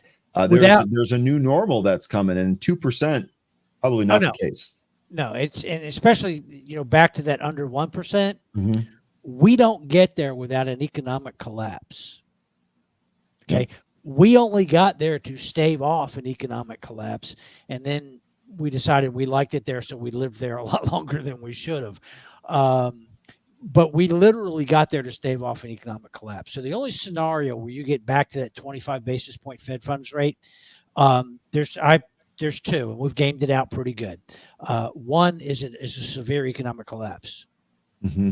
The other is a war with a major opponent that we are losing. We don't want either of those. No, neither one of those sounds, and neither sounds awful. Neither of those sounds bullish to me either. Yeah, me either. So it's, if that's the basis of being long stocks, you kind of need to find a new basis. Then the other one that we really like here on the preferreds, and this is the HPP, Hudson Pacific Properties, and it's the preferred A's. It's either the A's or the C's. Check me on that one. I was going to say, I think it's the C's. We only have the preferred C here. 1245? 1245. That's the guy. Bingo. Okay. So really comfortable yield. You're in the 9% neighborhood with this one. LA properties, and LA's something interesting has happened in Los Angeles. Okay. Downtown and east of downtown, not real desirable anymore. All that stuff you see on the headlines about homeless and crime, downtown, near to downtown. Everything else is moving west of downtown. These guys have lots of west of downtown properties. More importantly, they have a big studio business that got hit hard by the strikes. There's only one labor negotiation left to go. That's this month. We don't think it's going to go to a strike. The studios are leasing back up. We modeled the default risk on this. It's pretty low relative to what we're getting. And again, issued under 475, but any good news in any of these preferreds, improvement in commercial real estate, improvement in office buildings, improvement in Los Angeles, or Fed funds rate cut, sends the price of these preferreds moving back towards par. They ain't going back to par. Okay, forget it, till maturity. And these are perpetual, so that's not happening. Any change of control, any positive corporate event, positive economic event, positive real estate event sends the price of the preferred higher. In the meantime, in both cases, downside is pretty limited, and you're collecting fat stacks of cash, as I like to call them. I like that too. Okay, along the way. So I'm getting paid. I've got upside. My downside is limited, and I'm going to give you one more. And I'm going to confess that the idea I'm about to give you, I am long the common and have been. And I've, if you see any bruises, facial bruising, it's because I've been long the common for a while. But the guys that run PFFA, Jay Hatfield and Craig Starr at Intracap, and they did a webinar on Benzinga not long ago. I stole this idea from them. Okay. Yeah. By the way, PFFA, Jay Hatfield is, and I know he's a genius because he thinks a lot like I do, but he's just a great thinker and one of the better fixed income / preferred stock managers in the market today. And what he's long is a controversial name. It's the New York Community Bank Preferred A, NYCB Preferred A. Now, guys, look, and here's why we've been long the common, and I'm willing to endure the pain. New York Community Bank crossed over the $100 billion mark, which is a really important mark in banking. Okay, whole new bunch of regulatory and capital levels and a whole bunch of new rules and regulations kick in at 100 billion. You become systemically important. Okay. Now, New York Community Bank was not going to go over 100 billion this year. Then the regulators came in and said, look, we got this loan portfolio from Signature Bank. We think you should buy it. And here, we're going to help you. We're going to dot all the I's and cross all the T's and make this an easy transaction so you can buy all these millions and billions of loans and put them into your bank. And they did that. The regulators said, thank you very much. You took a major problem off our hand. Here's all your new rules and regulations. You need to comply by tomorrow at lunchtime. Basically, and leaving New York Community Bank scrambling to raise capital levels, to change some of the things they hold, and the stock got absolutely cratered because they took some big write-downs, non-cash write-downs, by the way, and they had to raise capital levels. And the regulators really said, look, we don't want you to raise capital levels to what the rules are now. We want you to raise it to where we think the rules are going, which at the time, Michael Barr's proposal for the highest capital levels of any developed banking system in the world were still very much in play. Powell took them out of play last week, we believe. So they went scrambling. They lost a lot of money. But here's what you need to understand. New York Community Bank does have a lot of loans on office buildings, B and C and office buildings. They're kind of problematic. Okay. They also have a lot of rent-controlled apartment buildings in New York City. Big problem because this went from the best business in the world, owning rent controlled apartments, to a lot less than that. However, the buildings are not worth zero. So if we accept that the buildings are not worth zero, the New York Community Bank was already adequately reserved with over $1 billion in loan loss reserves and enough revenue coming in that in the max worst case scenario that the most pessimist people I know modeled out was about $2 billion in losses in the loan portfolio all across. They had it handled. Wouldn't have been fun, would have been bumpy, but they had it handled. Okay. In comes Steve Mnuchin. Sees an opportunity, right? Because the stock is floundering, the common shareholders are mad. The current board, he kind of doesn't really. They're confused, they're scared, they're worried. Mnuchin comes in, injects $1 billion, kicks out the old board, puts a really experienced team in, and by experienced I mean politically, regulators as well as banking. So now New York Community Bank is sitting here. You've got this fantastic preferred, and it's a fixed to floating rate, guys. This rate on St. Patrick's Day 2017 goes to a floating rate. The yield on the preferred today is sitting right around 8.5. If it's allowed to go floating rate, it will be 12. Okay, so there's a nice step up there. Now, factor in, a full 8 cuts in the Fed funds rate between now and 2027, which is every optimist in the world would love to see that over the next couple of years, right? Then you're down to about a 10% rate. Whatever it is, it's expensive funding, really expensive funding, all right? 2 years out, barring some other disaster, New York Community Bank is going to be in a much better place. They will have worked through the office problems. They will have worked through the rent-controlled apartment problems. Will have continued to expand the mortgage business that they bought. The Flagstar deal finally closed. And the new management, with their relationships with the regulators, with the political structure, will have this bank in a much better place. They're not going to need to rely on 10% funding. So what are they going to do, guys? They're going to call the damn preferred at par, $25. Okay. So now I'm paying less than 20. I'm collecting almost 9%, and I'm going to pick up another 25% over a couple of years. In the meantime, the real risk on default on this thing is pretty damn close to zero. Okay. That seems like a pretty awesome move. It is. This is a great, and again, it's the misunderstanding and the fear and the click mongering and all the instant experts that have sprung up around banking and around real estate that allow these situations to get created. And it's a tremendous opportunity we're watching it develop in bank preferred stocks, in some of the REIT preferred stocks. And I wish I'd done this show here with you guys over a year ago, because there were so many of these fixed to floating rates around, and they were all trading at $16, $17, $18 because nobody really knew what the hell they were.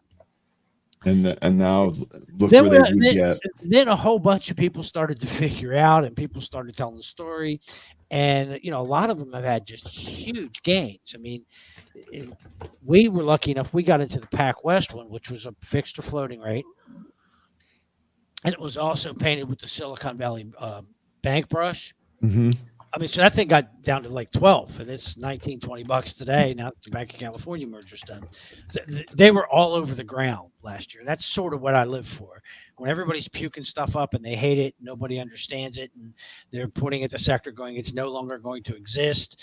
And if you get the credit analysis right, it's almost impossible to not make money. I live for situations like that. And last year in banking, thanks to all the instant experts that sprung up everywhere telling us that the banking system was about to collapse, we had that type of situation. Okay. I had a question here from one of our viewers about 2 different banks. Can we field those before we get you out of here, Tim? Sure. Okay. First one here is going to be ticker VLY. This is Valley National Bank Corp. We love Valley. We are also VLYPO, the preferred. We are long that rather massively because it's the same thing. Valley is a New Jersey bank that does a lot of business in New Jersey and New York. You know what they don't own, guys? Loans on office towers. If you own or are thinking of own Valley, it is worth your time to go to the investor relations site of the website and read their quarterly earnings report. And read the presentation that they do, because they walk you through what's actually in that loan portfolio. The loan quality is much higher than the street is pricing in here. They don't have a lot of problem loans here. Let's pull up some real numbers. I actually have those. It's just a heartbeat. Okay. Here. We can pull the bank database up. All right, and we already had it open, so we're have a good weekend, Jane. We'll see you on Monday. Take care. All right, so you've got all these fears and concerns because they are fairly heavily commercial real estate and multifamily in the New York, New Jersey area. So we're going to look at asset quality. Now, first, loan portfolio. 29%, or about $14 billion, is in commercial real estate, non-owner occupied. About $8.8 billion is in multifamily, and they have 14.75% into businesses, commercial and industrial loans, we call them, to businesses in New York, New Jersey area, and some in Florida. Everybody, if you're in New York, you're in Florida. It's like a rule, apparently. Now, heard that. Non-performing assets, guys, okay? In other words, real problem loans, like stuff you've had to charge off, foreclose on, are less than 0.5% of the entire asset base of the bank. 0.5%, a little bit less than that, is actually a problem here. The bank's not in trouble. Now, when you look at non-performing loans and you look at the progression across, it's not getting a lot worse either. So there's a feeling that this thing has kind of bottomed out for Valley as far as potential problem loans, because the thing that you have to keep in mind with Valley is we are a hell of a lot closer to the end of the commercial real estate problems than we are the beginning. Okay. So this thing's starting to, the pig's working its way through the python. They don't have loans in the big problem area, which are office towers. Yeah. All right. Yeah. They're going to be okay. And the bank is, I think the common's yielding 6% at this point. And you've got 6.37. I was just checking that. You're exactly right. And you've got a great yield on the preferred. With tons of upside back to par. And again, any change of control, any actions by the Fed, any improvement in the perception of New York City real estate, and this thing screams higher. Probably doesn't go back to par right away, but it does scream higher. Yeah, and just looking at VLY on a chart here, I mean, this thing is literally trying to knock down its 200-day moving average at 831 and go higher through there. So I know you're talking a little bit about some of those preferreds, but the VLY stock here, actually a pretty good spot for a move through the 200-day as well. We absolutely love the bank common stock. We liked it last year when everybody was puking it up because of the New York City and the exposure. And look, you need to understand, I live and breathe for bank stocks. I always have. We've had the letter on MarketFi now for over a decade, betting on banks that we think are takeover candidates. I've been investing in bank stocks for over 30 years since the S&L crisis. Okay, I kind of know how to look at a loan portfolio and tell when people are doing stupid things, and bankers have resisted the urge. The big headline, the big clickbait, and all the instant experts all over the internet are telling you community banks have more commercial real estate. They're all going to fail. It's going to be a disaster. Community banks do have a higher percentage of commercial real estate than the bigger banks. They don't have the problem loans. They have gas stations. They have 3-story office buildings. They have office parks and local businesses. They have local manufacturing plants. They have restaurants. They have stuff that's getting used, is what it sounds like. Yeah, exactly. This is the stuff we were all going to when we were told we couldn't go there. Right. Right. So community banks have the working, functional commercial real estate that you drive by and go in and out of every single day of your life in your town. They do not have the big problem stuff. Okay. And if, by the way, there is a small handful that have problem stuff, it shows up instantly in the delinquent loan category. So you'll know right away whether or not Right it's away. working. Okay, Yeah, awesome. and it's loan quality. Am I concerned of 3 quarters in a row revenue miss? No, I throw parties when banks miss the analyst revenues miss because I don't care what they think. And I'm not buying this based on revenue. I'm not buying this on earnings, any traditional metrics, and they don't apply to community banks or smaller banks. All you care about are capital levels, loan quality, and the valuation that you're paying. You could give to what the Wall Street analysts think. And when the analysts screw it up and create an opportunity because everybody dumps the stock, be a buyer, not a seller.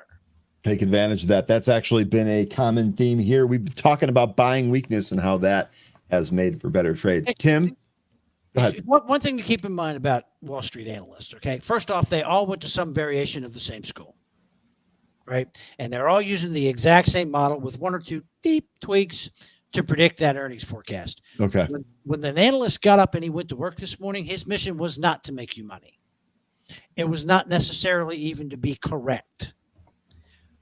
It was to not stand out. His major job in his mind every morning is not to make you money. It's not to be right. It's to not get fired.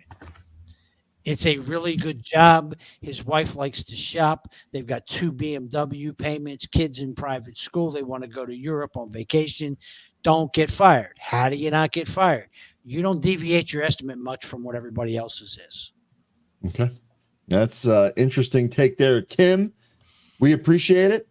Welcome back from your vacation. That is spot on, Tim Melvin. Yep. Thank you very thanks for the time. I know I took a little bit too much because it's okay.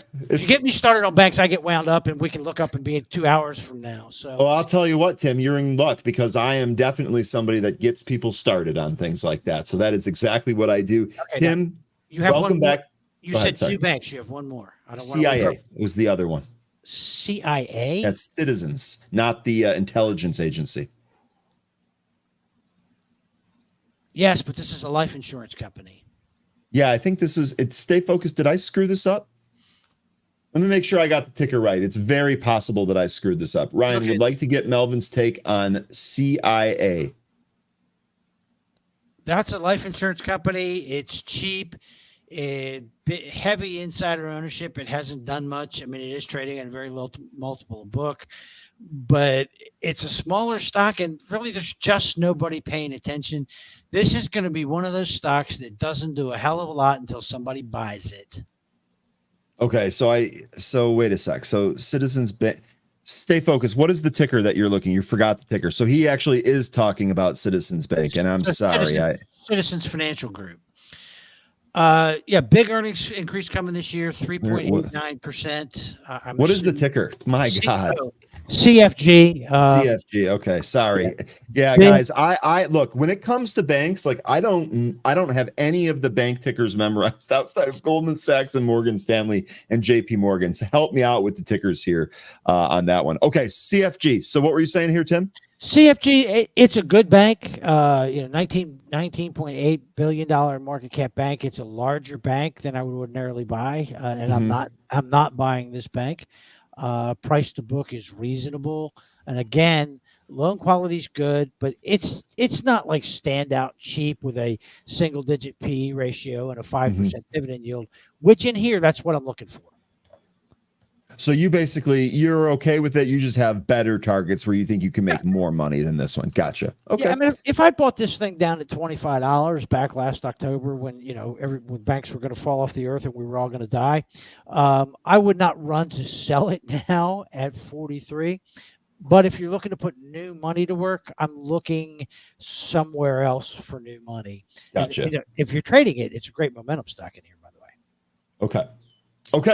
Awesome stuff, Tim. We got through the entire list here today. Again, welcome back from your vacation. We're going to be on for Wednesday next week, right? We are on for Wednesday next week. I'll see you guys there, and I'll try to find something really cool to take even more of your time.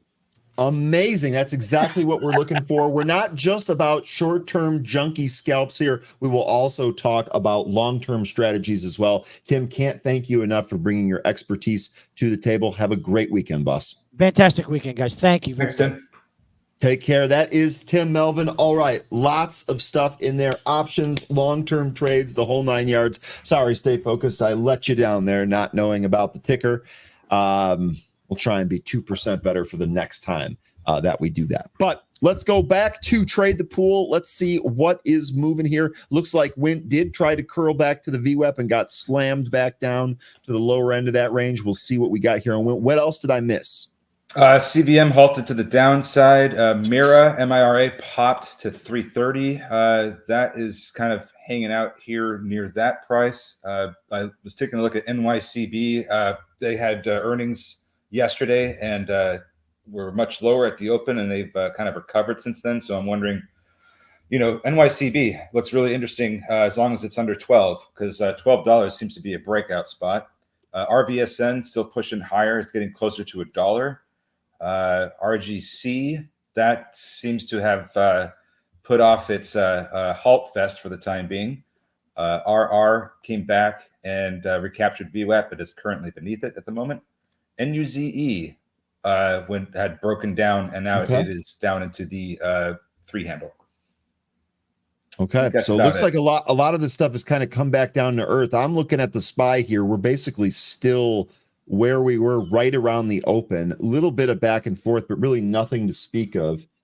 I'm looking at some of the bigger stocks that we took a look at, and it seems the same there as well. Amazon really just kind of holding in that same area. Apple, I know it took a little bit of a leg lower, but it's kind of held out there. Does seem like a lot of stuff has dried up here.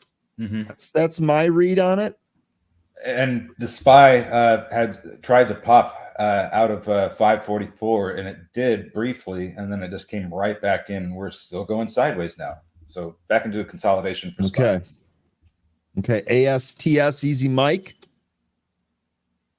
So we didn't get 20 yet. I know you guys were talking about how crazy that would have been if we reached 20 here. Yeah. Boy, we're really not that far away, are we? No, this will, like I've been saying with this one, it has a really good catalyst coming up. Probably will end up being sell the news. It's got high short interest, so it's squeezing a bit here. They are going to be launching satellites. The plan is for next month. They also have some kind of business update, a quarterly business update on the 14th of August. So there's something else to look forward to. Got a lot of things to look forward to with ASTS. Okay. Taking a look at Google here. This is trying to reclaim its 100-day moving average, but is really struggling there. Not sure I trust that move at all. Qs are just kind of holding flat here, not really doing a lot on the technology side either. Webcoin mentioning BFI. Absolutely. Fabian, haven't watched in a while. Are we still trading here? I mean, on live trading? Are you kidding? On live trading? Yeah. Dude, we're here every day doing that. Absolutely. Welcome back. Good to see you again. BFI Wild Penny. This is the penny du jour, isn't it? This actually might make a run at dollar territory today. Let's see, 63. The 200-day here was at 63. We waved goodbye to that a long time ago. Burger Fi. There's actually one of these now. I've never been there. There's one of these by me around here. Is this a sit-down restaurant? Yeah, I think that it's more like fast casual, though. Like, you can go in there and sit down, but it's not going to be anything like, like fast food. Yeah. I've never been in there, though. I don't want to speak too highly of it. I've never been in there. Well, based on our discussion yesterday, I'm really not looking to do anything with restaurants, even if they are moving like this temporarily. Yeah, me either. One of the reasons I've never been in there is because there's a Korean barbecue place next to it that's just out of this world called Dragon Age. So every time I go over there, I end up going to that place instead. Fantastic. Jay Wild taking a look at NNE. NAND Nuclear Energies has made a huge move on the backside down from that 30 area. Although it looks like we're curling back up here. This is actually a decent move off VWAP, Jay Wild. Good stuff here. Serve getting called. Is Serve coming back? Huh? Mara, you said? Mira, MIRA. This one's kind of bull flagging right now. I just need to see some volume expansion, and we could probably end up getting past 330 if we get enough of it. Bitcoin pulled back here, by the way. This chart looks exactly like the intraday Bitcoin chart here. So big move back here in Bitcoin. Oh, because it popped to 68K and came right back in. Yep. So this probably ended up going down to 66. Sorry, whoever was asking about Meta earlier, we were kind of just talking about that. I did notice that Meta calls were flowing through the unusual options scanner here. They weren't huge though, so I wouldn't put too much into it. Meta does look like it's trying to retake VWAP, maybe move to the top end of the range of today's candle. This also is going to be the top from yesterday's pre-market, so that would be a pretty big level to get over. We'll see. ASML, Robert, sounds like you are killing it. You are about as active as possible. I've seen nothing but wins come from you. ASML a little bit higher here. This maybe we're playing for a bounce off that 200-day. Oh no, we did already. Boy, that daily chart not updating, that is really screwing me up. One sec here. Here you go. Yeah, we want this bounce to continue off the 200-day, looking pretty good. This would mark our second close above that level if we're able to hold in here. Good day today. Yes, sir. Yes, sir. CVM halted to the downside here. Yikes. That one did It's not been halted work. for a while. Yeah. So Smootino mentioning a T1 halt here. So if this does not hold the 65 EMA, the 200 is down at, we'll call it 140. It's Okay. 139 in a decimal, but we'll just say 140.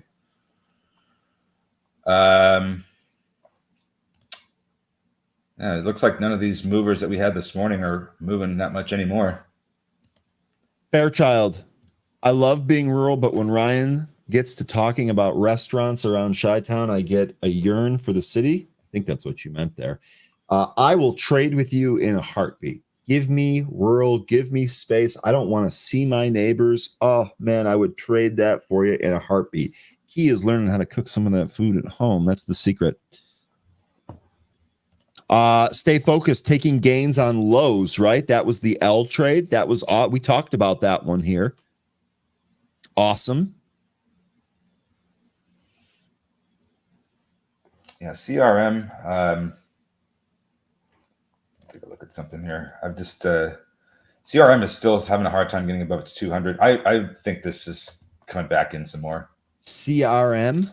Yeah. Salesforce here. Yeah, it looks like it was rejected at that 200 again here.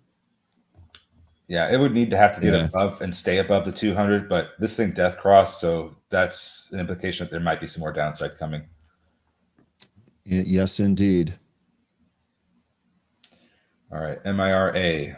If it's going to resolve this bull flag, it should be soon.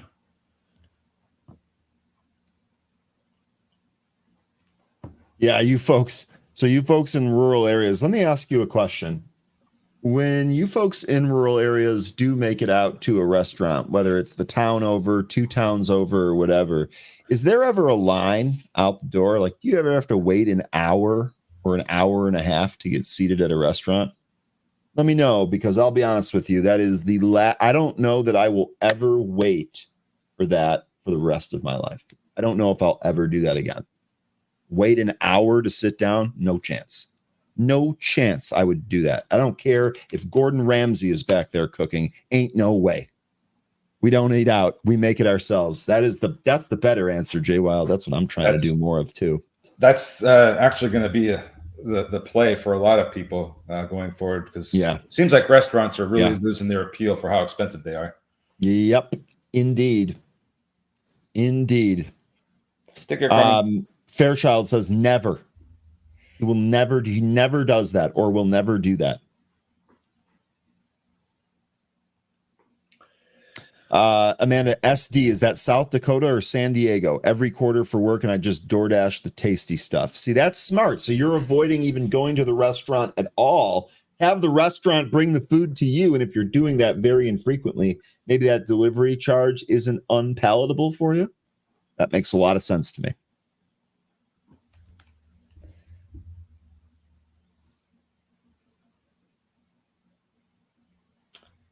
San Diego. I won't quote the Ron Burgundy stuff there. We don't need to do that I again. Although it's know. I already hilarious. know. I already know what it is. I know you are well aware. You are really good with the movie quotes. That's for sure. Ray. So this is actually a really good mention here. Ray is mentioning even at Auchevel. Yeah, there's no chance. Okay, no chance. So I actually had a coworker that told me all about how good Auchevel is. It's gonna be the best burger. It's good. I'm not gonna lie, it's good. Fries are good. Things are good. Man, I'll tell you what. My smash burger on my Blackstone, I'll take a Pepsi challenge with this Auchevel stuff any day of the week and twice on Sunday. No chance I'm waiting an hour for that. No chance at all. I live in a rural area. Never wait. Bingo, Gary. That is the goal. That is the goal. That is the goal. Okay. Enough talking about food. It's too early. It's too early for that. And remember, folks, just as a reminder, no Anne-Marie today. She had something come up. We will get back to Anne-Marie, of course, but we're still going to go that extra half hour for you today before we turn it over to Option Sandy and Zunaid. Maybe Zunaid will even join us. Who knows? Who knows? You ask, and you shall receive. Oh, we've got the burning ears there of Zunaid. Zunaid, how you doing today? Thanks for What's up? Thanks for being flexible. Oh, yeah, for sure. But I'm here because we have a couple of competitions happening. I've been talking about this one for, let me fix my camera for this one. Hold on.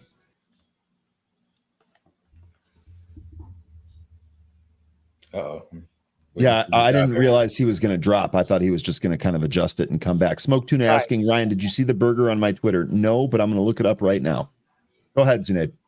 Awesome. So we talked about the trading competition that we've been working on. Obviously, you've got our lovely partner here with Trade the Pool. So make sure you guys sign up for that, as that's going to kick off next week. And let me actually, since it is 11:03, I'm going to do this just to, how do you take that away? There we go. Cool. I'm going to do that. Trust. We're doing this live. It's amazing to see Ryan. Like, what are you doing? What's happening?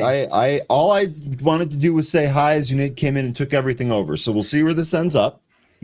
We've been talking about the trading competition that we've been working on with the broker as well. So again, make sure you guys check out Trade the Pool. They've got some cool stuff going on. That's a 5-day competition. So make sure you guys sign up for that. And then we have this that we finally got the green light to share as of this morning. Obviously, if you guys are going to trade, please go ahead and stop me. But this is the World Championship of Trading that we've been working on for many months now. Finally, it's live. We're ready to go. It's us hosting the competition, and it's powered by Trade Zero.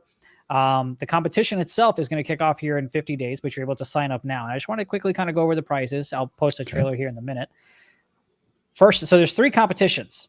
It's 3 competitions where the first month of that competition, you get a chance to win about $6,500. First place gets $5,000. Second place gets $1,000. Third place gets $500.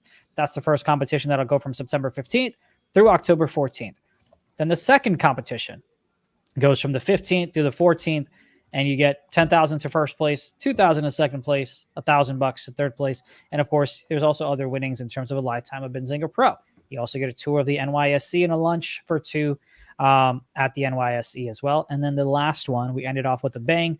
It's $15,000 to the winner of the trading competition to end the year as well. So exciting stuff. I'm going to go ahead and drop this link in the chat if you want to go ahead and register. So again, the competition itself, they're working on a new platform that are going to launch here later in the year.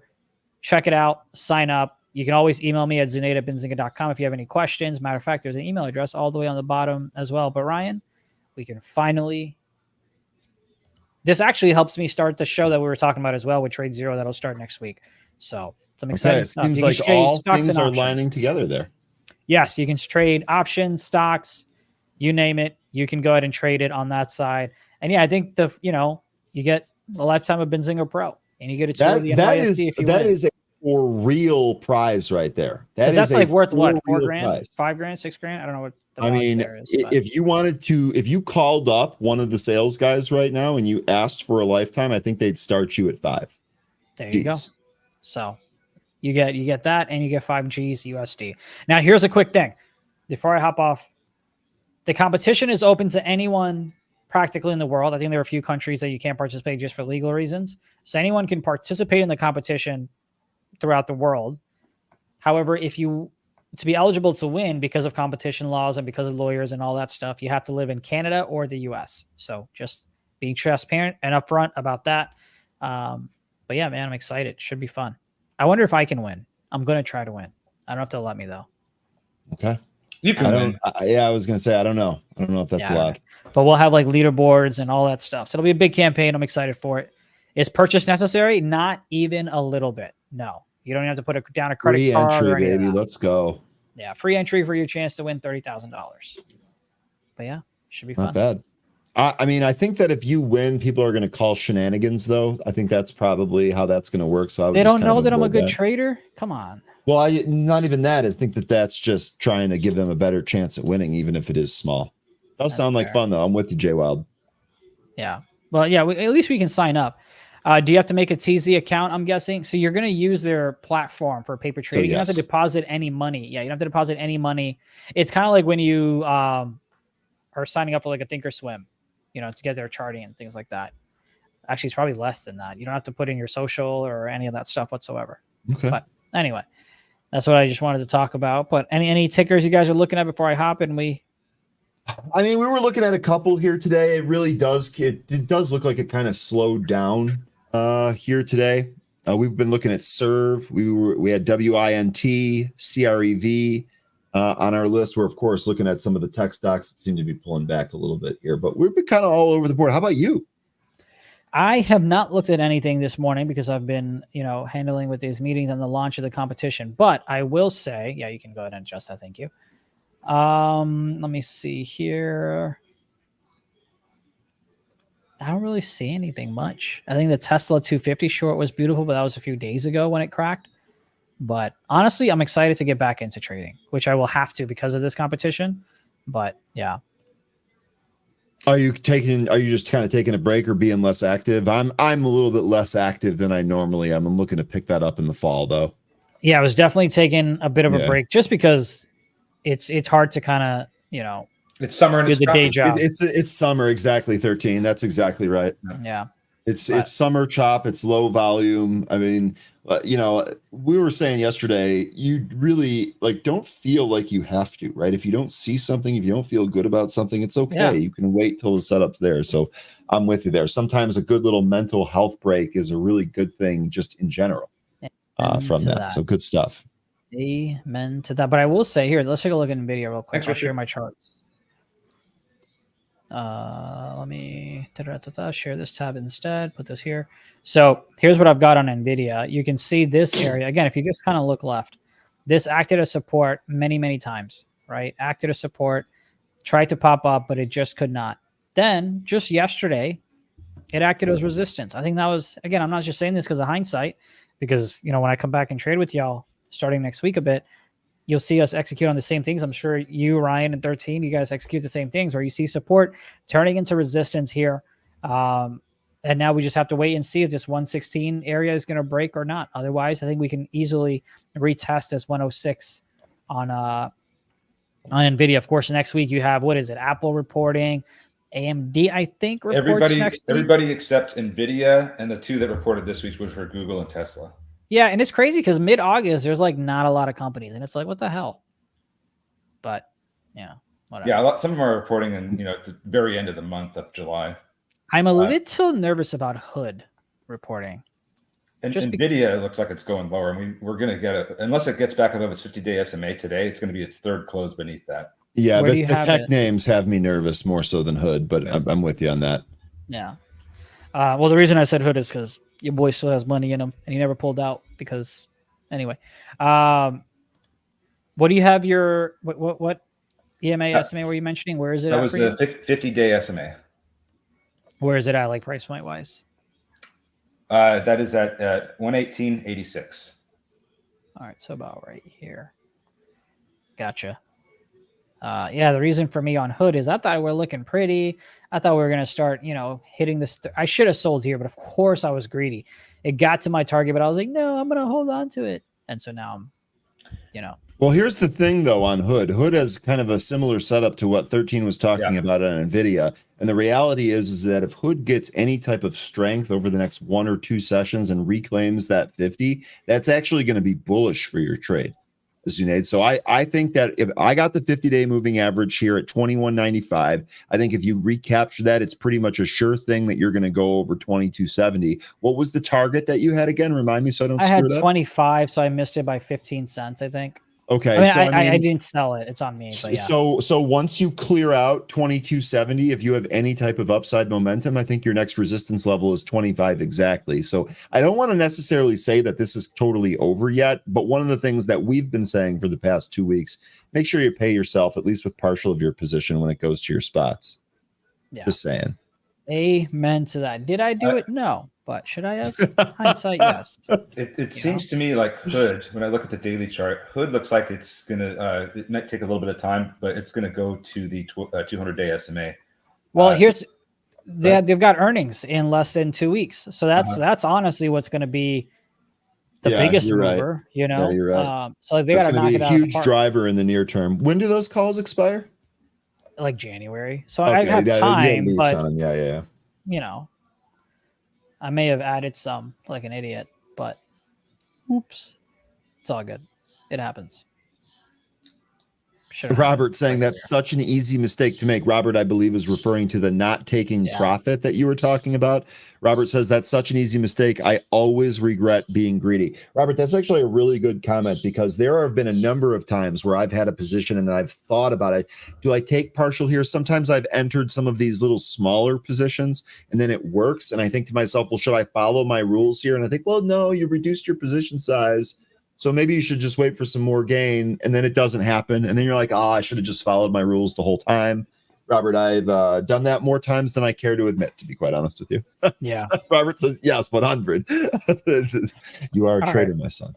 I'm going to hop and answer some emails. But yeah, options with Sandy will be back. Though, right? I'll be back at about 11:28 or so. And then we'll introduce Sandra, get her show going. And then we'll have an all-access interview right after that. So good stuff coming.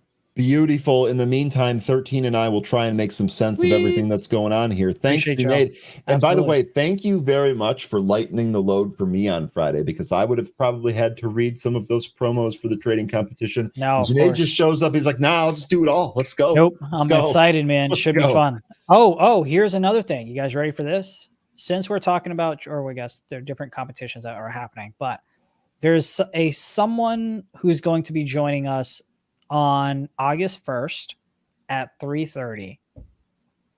He may or may not have been on live trading before. So that means he has been. This is August 30. August 1st. August 1st. So next Thursday. Why don't I know about this? I put it in the show's chat, but because I just haven't looked at the right Slack channel is what you're saying. That's okay. So we have a 3:30 special show with Trade the Pool. And for those of you that don't know, Mitch is working with Trade the Pool to kind of help them out and, you know, whatever their agreement looks like. But it'll be Mitch that'll be joining us. And of course, 13 Ryan, you're welcome to hop on as well. At 3:30 is the plan at the moment. You know, we're finalizing the details, but 3:30, August 1st. And the reason is because that's when Apple reports. We want to do an earnings call, kind of recap, play some trades, and yeah, should be fun. So a lot of more exciting things. That's during happy hour, so 13 and I are going to be tied up with our community. Got it. Interesting. I might have to stop by anyway and just say hello. Come say hello. Come say hello for a minute. That might be what I have to do. I'll keep you guys posted. But all right, I'm gonna hop in the back. I'll be back in about 13 minutes, pal. All right. Take care of yourself, Zunaid. Sweet. Robert says, thanks. Have a great weekend. We'll look into the contests. Yeah. Robert, you are quite active. I think that contest might be a really good thing for you. Got a number of people in this chat alone that I think would do really well in a contest. So if you haven't tried it, I'll say this. If you haven't tried a trading contest, you should, just to know what they're like. Don't feel bad if you don't like them. I am not a huge fan of contests to begin with. My entire learning about trading, my entire trading career has been comparing myself to myself. So putting me in a contest really kind of changes that calculus quite a bit. And I didn't really care for it. It actually caused me to be more risky than I wanted. So something to keep in mind. But you want bragging rights? you had better go sign up and try that out. Or if you just want to win some of those dope prizes, it'd be another thing for you to try and go after. Glenn D mentioning CMG took out yesterday's low of 48.31 and it is in play. That has at the moment, looks like a bearish engulfing candle. Mm-hmm. So the downside that we were looking for with CMG, maybe there's more of it coming. As far as, and then Smoke Tune also mentioning Amex on watch for afternoon, and Spiro Bill saying Nike, a 5-minute candle closes beneath 71.88. We may see a flush to test yesterday close. Here's Amex, and I see exactly what Smoke Tuna is looking at. This might actually end up taking out the highs here, or maybe even a move off the VWAP. When you talk about CMG here, I'm still in the same position. What I'm waiting for right now is going to be a recapture of that 200 for a potential entry trigger.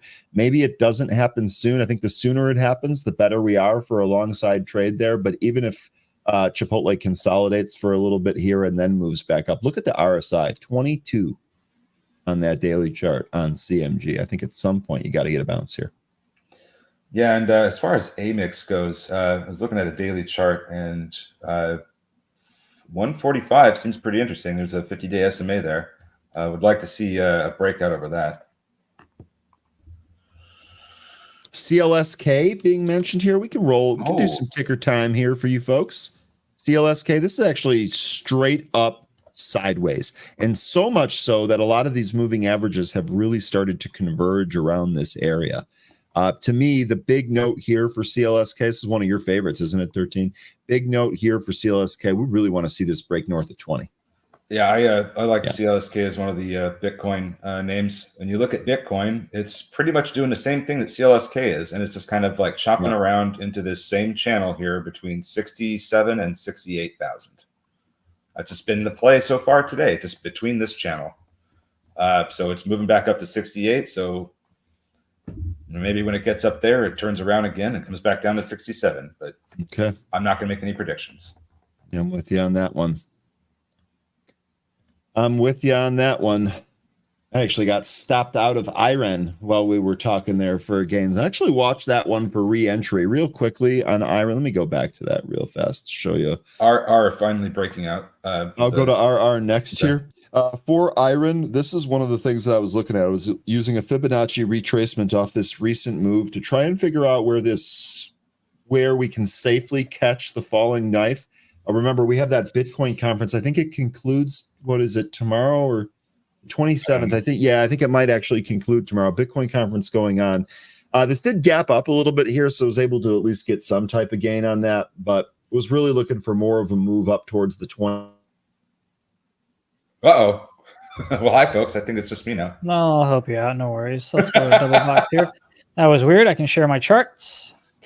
Hopefully, what do you think? Is it the cat? Is it the weather? Is it him? I don't know. I don't know what the weather's like over there. If you put yourself back. I don't know what happened. On. You're good? You okay? Yeah, it's just I ran out of memory in my browser and it crashed the StreamYard tab. I've got literally 125 different tabs open across my computer. So nice. We don't know if it was a cat or you. So it was definitely so. Okay, well let's get that out of the way. Buddy did not cause this one. All right, so the cat is off the hook this time, which is not this one. Got it. Understood. Yeah, he does that sometimes. He likes to just kick cords out of the wall and reset those things. Well, so. do the thing that you do to make this work. There you go. Do the thing that I do. There you go. There you go. Right, cool. Anyway, regarding IREN, this was a higher risk trade here. I was trying to catch a falling knife. We're in between that 0.618 and that 0.5 Fibonacci retracement zone. This often provides a pretty good bounce spot, and we didn't really have any moving averages around there. So this is kind of the high risk trade here. Really tight stop, more so when the stock moved into profit. On this, so this is just kind of a bummer. Was hoping for a bigger move here for a potential swing, but didn't really get it yet. Thanks, Yacht Insurance Guy. Appreciate that. So long, Ryan. Hello, Ryan. Look, man, those out of memory errors kind of suck.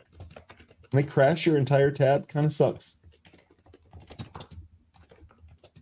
Kind of sucks. What else are we seeing moving around here? My scanner dried up. Yeah, there's nothing really moving here. Yeah, even like some of the stocks that were moving earlier, they don't really seem to be great movers anymore. Yeah, lots of things just. Oh man, this is. I got it. I too like to shuffle cards. Hey man, You ever have one of those automatic card shufflers when you were a kid? I've seen those. I've tried them. I don't need them. Okay, I just thought it was really cool. You split the deck and you put it in the thing and press the button and it just shuffles all the cards for you. Yeah. That was a good old Door County gimmick gift that I used to use when going up there. That's good times. It's good for when you don't want to learn how to shuffle.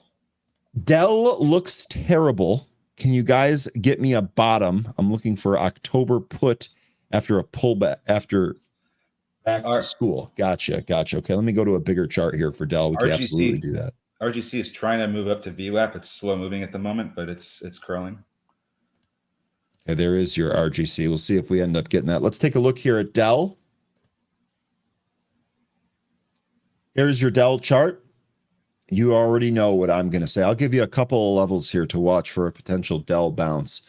First of all, definitely oversold here. So even if we get a bounce or a near-term bounce here, that might be short-lived. We'll see. I am definitely looking at what it's going to do here around 103.5. This actually also goes back to March of earlier this year.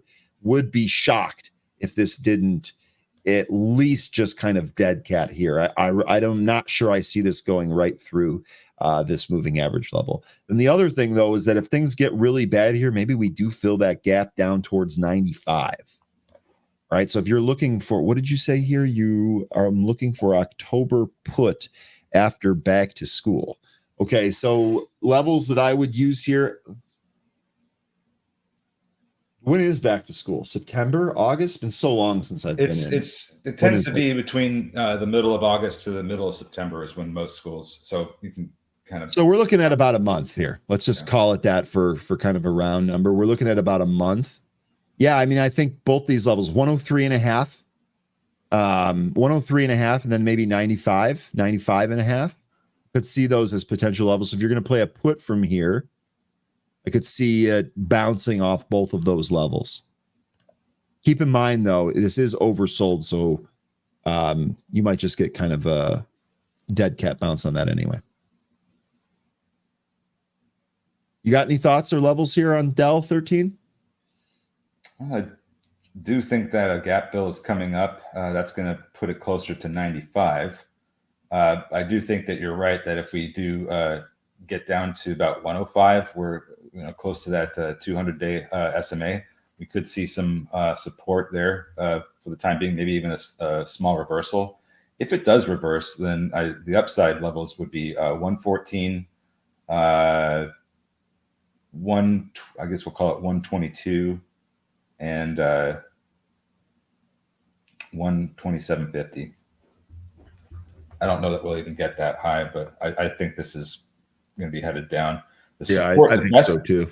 The best looking support to me kind of is down around the 86 handle.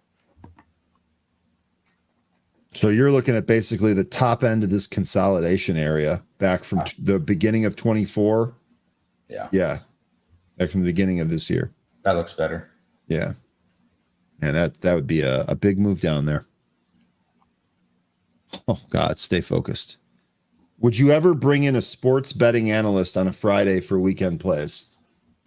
Okay, I'm probably going to create some enemies here. Yes, I would 100% do this. I would love to do this. I would like to make this a regular segment of Fridays, in particular around football. And I'd like to share some of my own bets. Shout out, by the way, I'm actually going to be on Trader TV a little bit later today. And I kind of joked with them about sports bets yesterday. So we might even make a sports bet for this football season. Stay focused. I am all about this. I want to be very, very clear, though. I want to separate gambling from trading here because I do think being active in the financial markets can help you take a step towards financial freedom. And I do not believe that sports gambling can do that.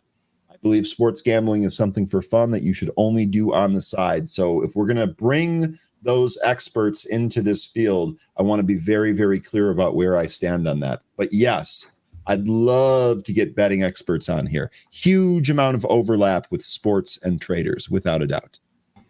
I promise you, I'm trying. We're facing some legal hurdles. We're trying. Okay. Like a sports betting show, it's just, illegal's got to be okay with it. But it's also because I wanted to do a sports betting show. you know, like a full on, like we do trading shows, but lawyers. Look, Zunaid, I wasn't even trying to bring you into this. I'm glad that you decided to do it. Lawyers. You and I have talked before. Yeah, I know. About it. So and I've been working on it, man. But it's just, my eyes lit up. My eyes lit up You know? when he asked that question. yeah, we're working on it, and especially with football season. I mean, how can you not? Like, I You personally can't. run a Survivor League. I know Ryan's got his fantasy leagues. I'm sure 13. You join your fair share. There you go. Okay, I just want to get a head up from you. Didn't want to assume. But yeah, we do a happy hour fantasy league where the winner gets BZ swag. We've been doing that for what, 4 years in a row now? 5? Ever since we started with a happy hour. Yeah, I think that's 4 years. I think this is going to be our 5th season of fantasy football. That's pretty cool. My friends and I are such degenerates. We do Survivor football. It's a $250 buy-in. It's insane. But we paid out, I think last year I paid out $15,000. And I had to be like, do I have to fill out a 1099 for the winner here? Like, I don't know what to do here. So I have to be very strategic in how I pay that out just because, you know, for obvious reasons. So this is a good, so here we go. So Amanda, again, really quality suggestion here, Amanda. You guys could totally do a pre-happy hour Zooms to talk about your lineups and the odds. Then it wouldn't be so attached to trading. Spot on here. So I think the way I think about this is football. So we're talking about maybe doing a pre-football show. Let me just start floating this out there. How many people would be interested in that? That would be a power hour football gambling show or fantasy football show. So fantasy football at power hour or something like that. Yeah. I mean, if you're interested in that, like, here's the thing. I don't want to give up my time on Sundays. Like, Sunday is for football. It is not for working. But if there was enough interest in this and we could get this done on Sunday, I'd be all for this. All for this. Oh, we got a question in the chat about it. I need to join Benzinga Pro. What's the least expensive way to get in? Is Benzinga Edge give you access to Pro, or is it a little different? No, Benzinga Edge is a new product here. This is a really good question, though. Benzinga Pro, there's a whole bunch of different options to get in. I believe if you're asking for just the absolute cheapest, it's going to be a monthly basic subscription. But I don't know that that's going to work for you, Spiro Bill. A lot has to do with what you're actually looking for, what you're trying to get out of that subscription. Here's what I would say about that. What you should do is you should contact our pro guy who's got the deets on all of the details. Let me get you his, here's his email, and I'm going to get you his direct phone number, Bill. So what I would encourage you to do is to reach out to my man James here, and then tell him what you need, and have him find the best deal for you. That ought to do it. There you go. Zune, we are less than a minute here until Sandra. So why don't you take it over? Yeah.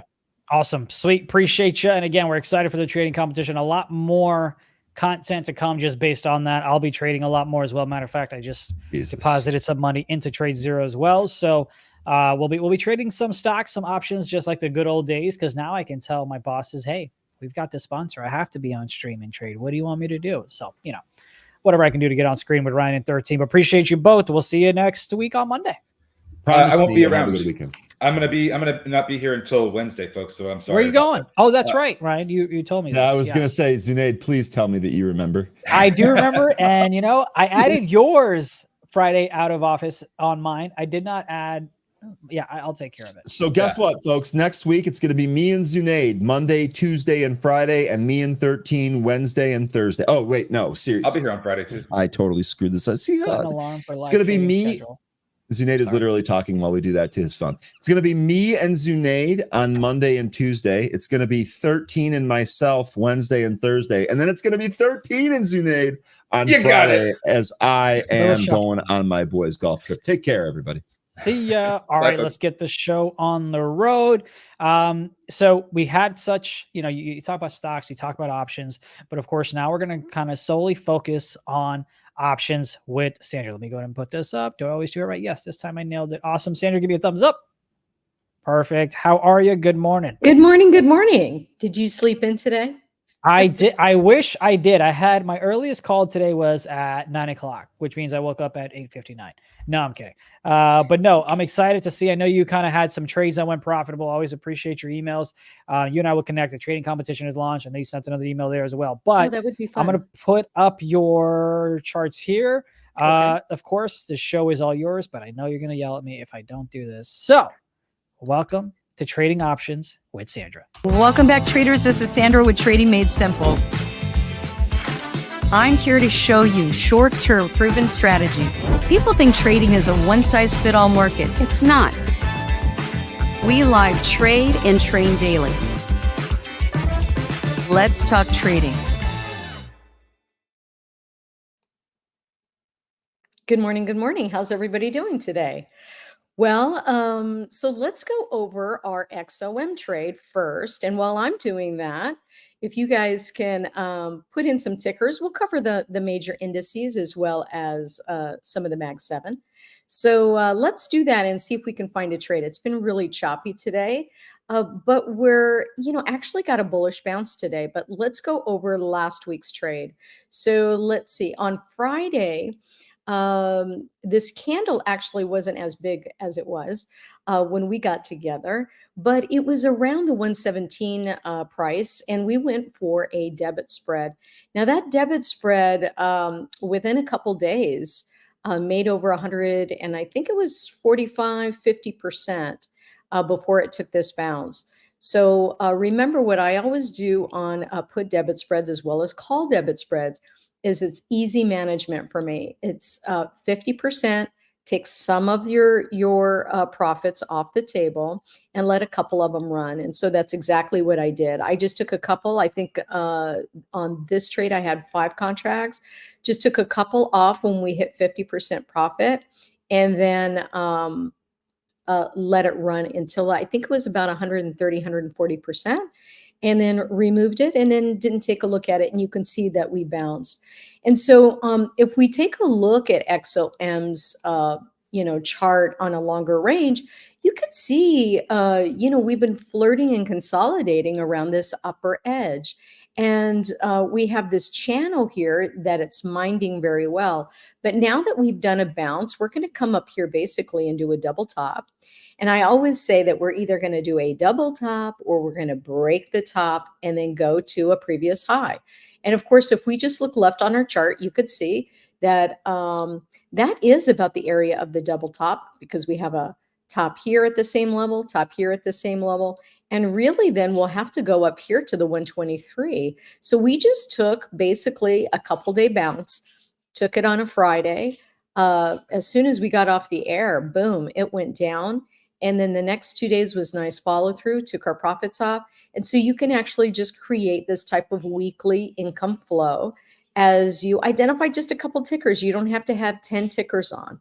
You could just do a couple and, make a car payment or two, or rent, or a mortgage payment, depending on your proficiency and how much you practice. So let's go ahead and take a look right now over at a couple of the indices here. You can see on a daily time frame of SPX, right? SPX is pretty important to the market structure. You could see that we, on a daily time frame, we got on this rising wedge channel, rising channel.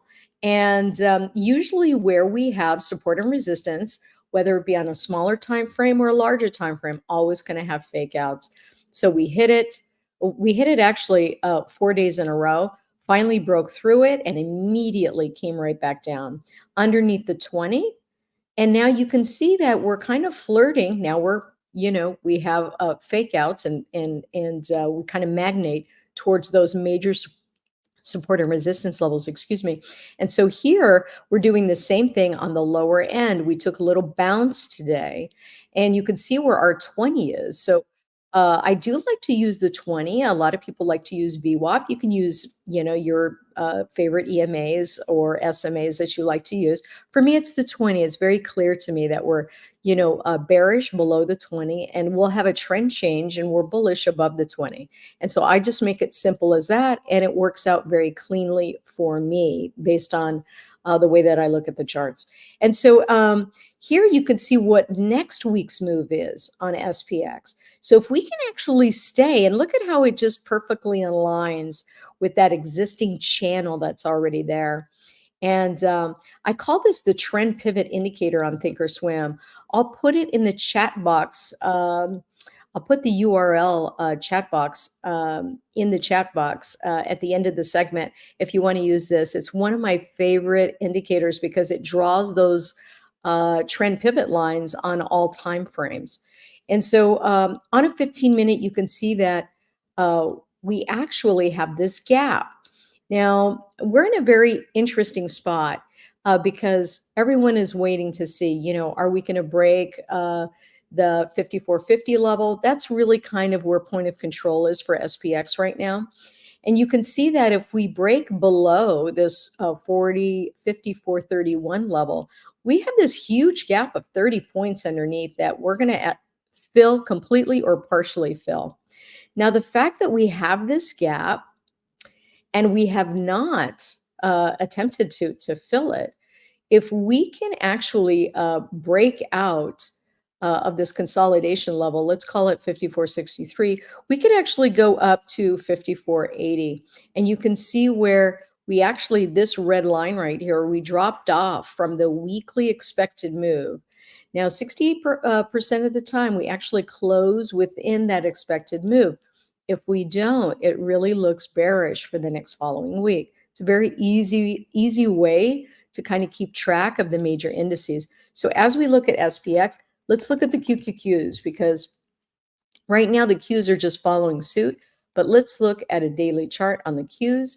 You can see that momentum is really low. We actually took a bounce here prior to hitting its channel, but you could see how far away we broke above it. And so now we're back into basically its rising channel range, but we're very far from the 20. We have to get closer to the 20, and we'll either do this by either time or price. And what that means is either time is going to pass and we're going to go sideways for a couple of days, as long as it takes for the EMA to kind of come down and meet price, or price is going to bounce and we're going to come meet the mean. Because whatever you have on your chart, whether it be, you know, VWAP or an EMA that you're using to identify the mean, that's kind of point of control on your chart.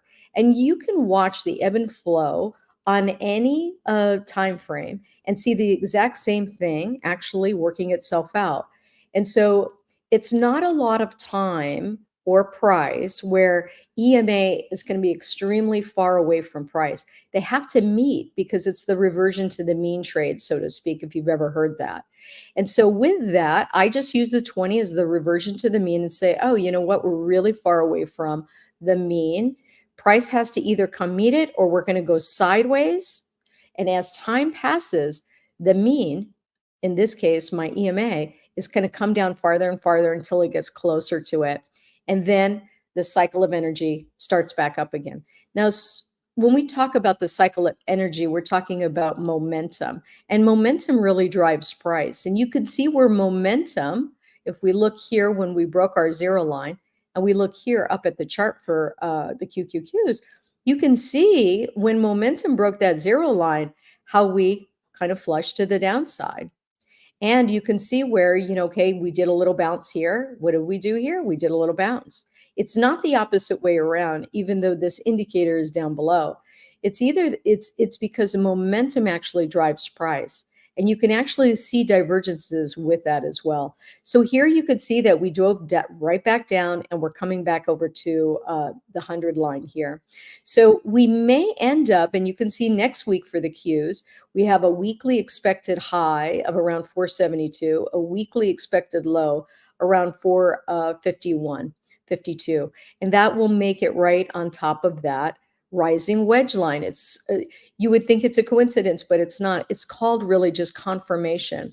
All of these indicators, they're different, but when they work together like this, as you're analyzing the chart, it really helps you to identify confluence in your analysis. Because isn't that what we're doing? We're looking at indicators, and we're looking at time and price, and we're looking to see, you know, what's its next move to forecast.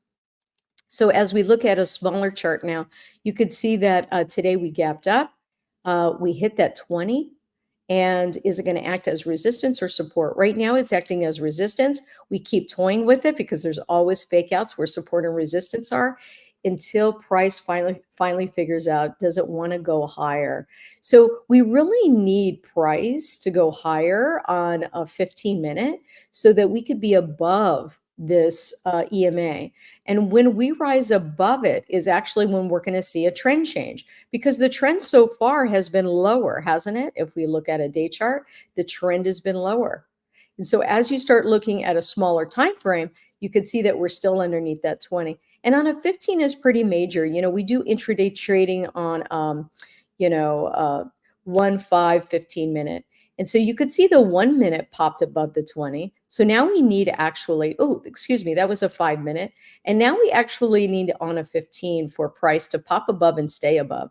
And you could see where this is a Darvis indicator. Toss gives a free one out. You could check that out. It's called Darvis.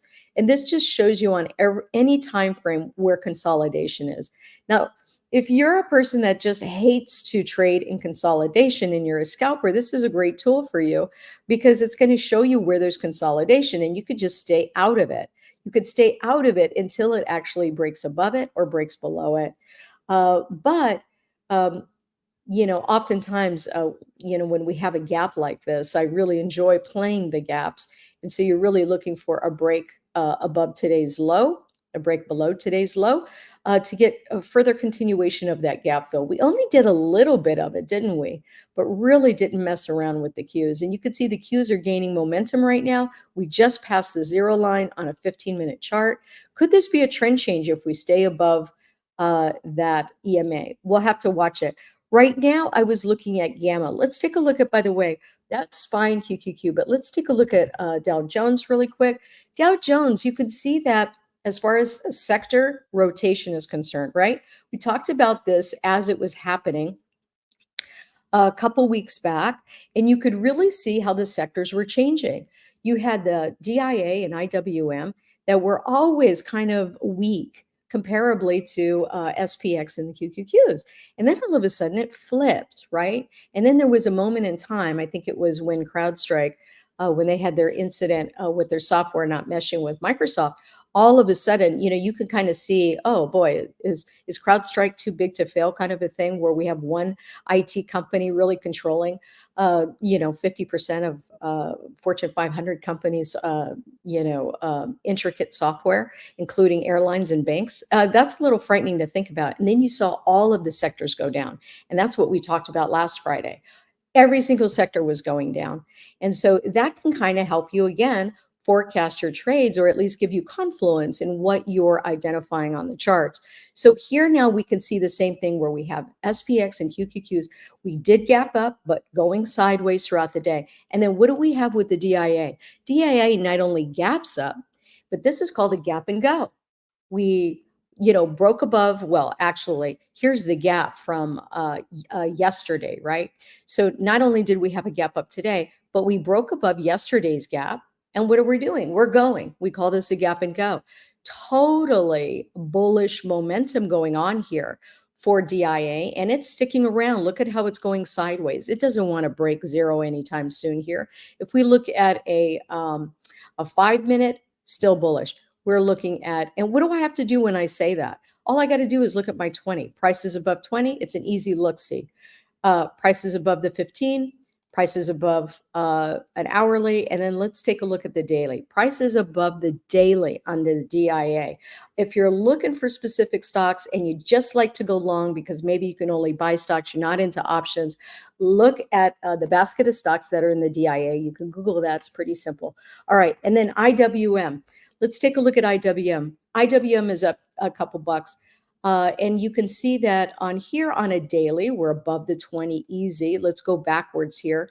If we take a look at an hourly, once again, we're above that 20 and 15, staying above it. We did flirt a little bit with the opening gap here. So DIA really just outperforming everybody right now.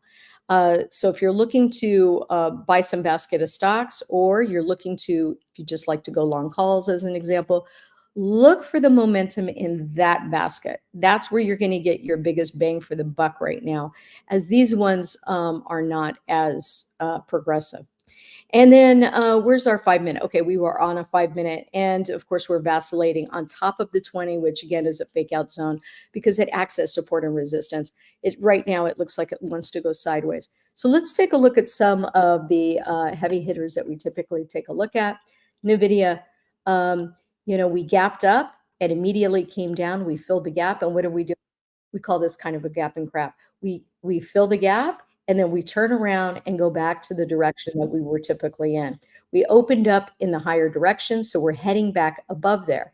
If on a shorter time period on the 5, we can stay above that 20. And then we look at a 15, and 15 is still bearish, right? We still got bearish momentum here. We need to pop above that 0 line. And you could see that trend pivot line, boom, boom, boom, boom, boom, coming down as resistance as well. So I find that to be interesting as well. And then we also have this consolidation little area. So really a clean break of 115. Let's take a look. I was taking a look at Meta. Meta looks nice on a 15, turning bullish here and breaking within. Remember, this red line is that weekly expected move. We're breaking. Here's point of control. Here's the line. When you break above into that line, you're back into its range. So look at Meta, $12 today. Talk about some strength, right? So this looks really nice to get back into the range. It's going to close within its weekly expected move and really bullish as well. We gapped up. We never made a gap fill, and we're continuing to go higher on a 5. Let's take a look at a 15. 15, it's above the 20 as well. And a 1 hourly still needs to break above the 20 for us to get that trend change. The hourly is probably the best. I like to look at the 15 and the 1 hourly as like a short trade. And so those are my favorite timeframes. Let's see if you guys have any charts you would like me to take a look at. Oh, you want to look at a 3 minute. Okay, so you're just doing maybe some scalping on a 3 minute on the Qs. Let's take a look at that. All right. So I like to look, you could see that we have an up squeeze. This is the John Carter's squeeze indicator that you probably can get yourself on Thinkorswim. It's an oscillator typically. And so this is really nice where we just turned it into a label basically and added it to one of our custom indicators. And you could see that it is showing you right now that we have had consolidation. Is that a surprise? No, because you can see our consolidation bands, which is called Darvis. Consolidation, and now we're breaking to the upside. Why? Because momentum is above the 0 line. So we're getting an up squeeze. So this is really nice right here, guys. We're also, you see the trend pivot line on the 5 minute. We're breaking above that flagging formation. And now where's going to be resistance? If you're in the queues on some calls right now, you want to get out at 464, just make it 30. And why? Because we're going to do a double top here.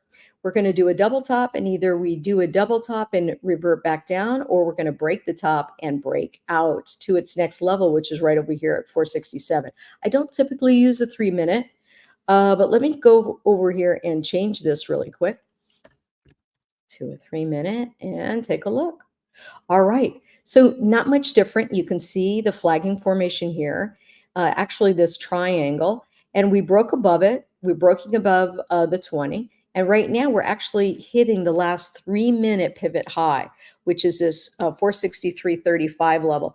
If we could break above there and stay above that level, we're going to go to consolidation, which is at 464.30. So not bad. You got about another buck going on here if this can continue the bullish momentum. As we look at the wave indicator by Trading Made Simple, you can see that we're coming up to the 200 level. Oftentimes when we come up to the 200 level here, it really is identifying that we are overbought. And same for the down period here when you're taking a look at it. So as we're approaching it, you can see it's kind of curving. Now remember that we always do this at support and resistance levels. That's why it's always really good to take your profits when you are at resistance.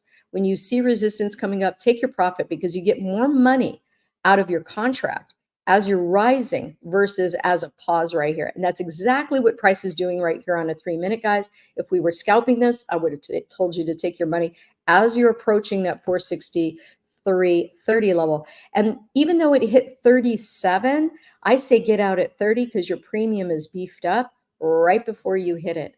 And then as you could see, we're taking a pause, and we may flirt with this for a little bit, but you can see our indicator on the bullseye is indicating a call at 463.33. And right now, so you could actually program that in. This is why I love this indicator, because if you are an automator, you don't have to sit here and wait for it. You could just automate your trade, get into a long call as an example, or shares at 463.33. You could see we're not there yet. It's giving you a heads up of that's when you're going to get the momentum to continue. But as I see this little area right here, that 464.30 is still resistance. So that would be one area I would want to start taking some profits. Now here we give you some take profit target levels. By the way, you could try out this indicator on TradingView for free, 7-day free trial if you want to go take a look at it. Let's see here. That would be WHOP.com, WHOP.com / trading made simple / and you could check out the indicators for free for 7 days if you want to take a look at them. But in any event, you can use them on all time frames. So let's get to, I hope that helped, by the way, on your 3-minute. We're just hitting resistance right here. This may go sideways for a little bit, or it may come down and touch the 20 just to retest it. And then if the energy is still positive, it will then start to break out and get to the next level. Ebbs and flows, doesn't go in a straight line. Wish it did. All right, let's take a look at our watch list and see what do we have that might look good for the next following week. Well, let's take a look at some of these that have a hourly push. So we got HSBC. So we have banks really kind of looking positive. Interest rates rising a little. That's always positive for the banks. Let's see here. Not really into that. Skechers. That looks interesting. We're right at a double top here, looking to see if we can break the top. Let's see. Visa looking good. Visa looking as if possibly it could get back above that 261 level. Never made a gap fill at all. Ooh, hoping to find something that looks good to me. Devon, let's take a look at this one. I'm still on a 3-minute. I shouldn't be looking at charts on a 3-minute here. All right, so here's the 20. We're flirting with it.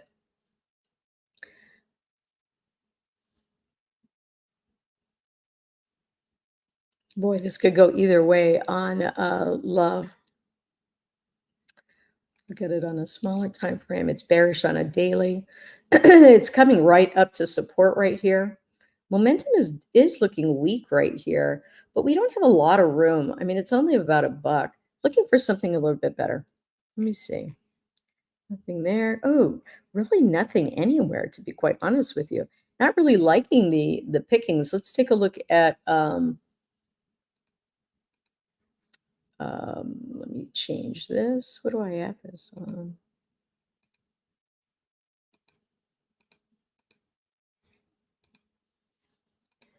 There we go.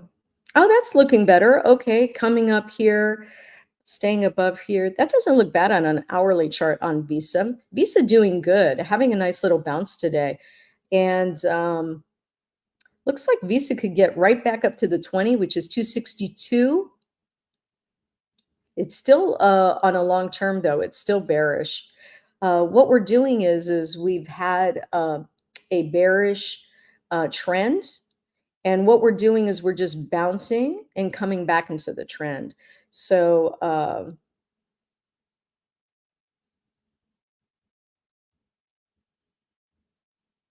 God, this really needs to stay above 258.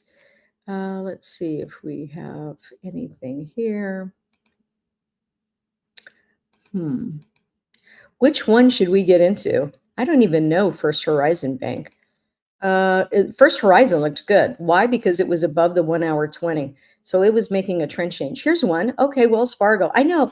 I'm sorry, guys. These tickers are not exciting, right? But look at XOM. I mean, you know, if you can, and that's what I told Zunaid. I'm like, you know, I know it was a boring stock, but hey, we made some money. So I don't really care what's on my watch list. If the chart looks good, then I'm going for it. And then we're going to get into a trade.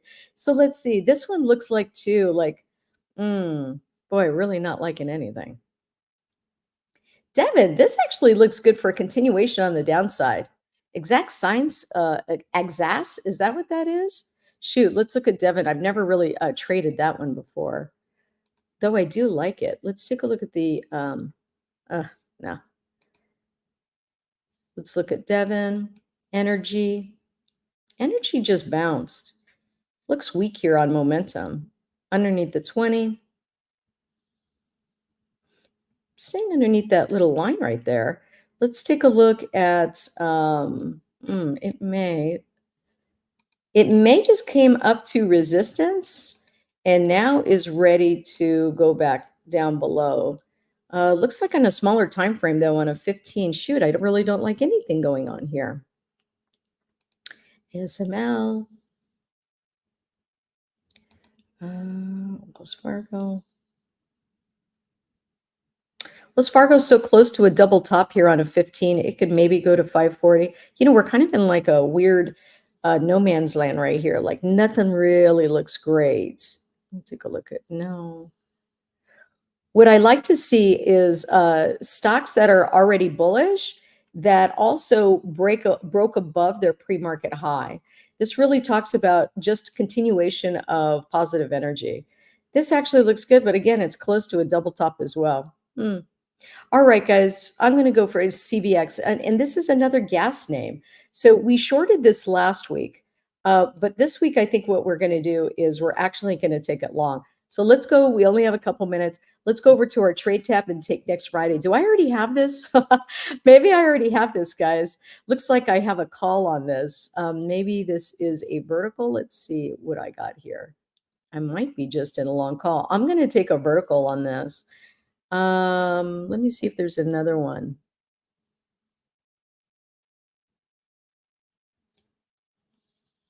Shoot, I'll go ahead and take this one anyway. We could go ahead and get into another vertical. Might be good as price and the EMAs are starting to meet each other. If we took this, we would take this as a 160, a 162.5 call. So we're really looking for this. We're going to risk $86 to make two. So we're risking $86 to make 164. That's not bad risk versus reward.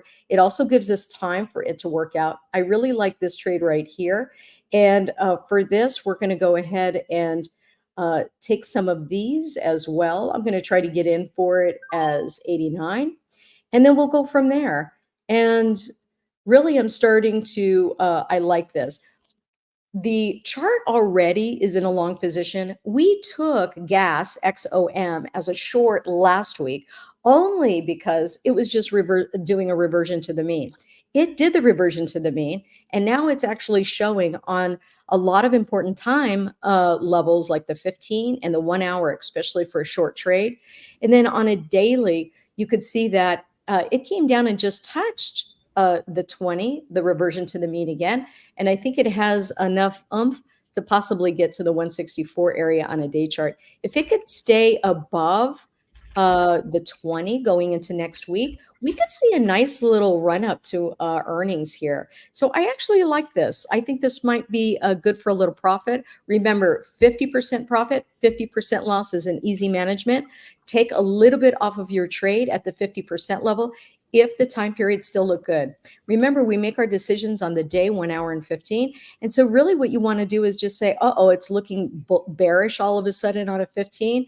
That's when I want to really start to take a look at it and see, should I just exit and keep my profits? Remember, you can always, once you hit the 50% level, just raise your stop loss to the break even. And now you're not out anything for your existing trade, and you still have room for a home run. All right, guys, we're running out of time. Sorry, I didn't get to interact and take more charts, but hopefully that's okay. Yeah, well, we appreciate the insights. We appreciate the trades. And of course, you can go ahead and check out more of Sandra's content, trade ideas at tradingmadesimple.org. Sandra, thank you so much. We will see you next Friday. See you next Friday, guys. Have a great weekend. Take care. All right. Chat, you know we love to go ahead and bring you not just trading content on the options and stock side, but we also want to go ahead and get you in front of executives from publicly traded companies to see what exactly is going on in their part of the world. And today we've got a great conversation with Gordon Neal, who is the president and CEO of World Copper. Ticker on the OTCQB is WCUFF. All access starts right now.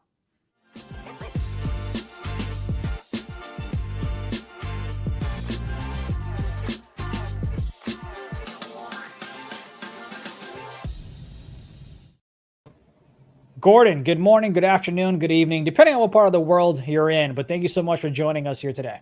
Yeah, thank you for having me. Can you hear me?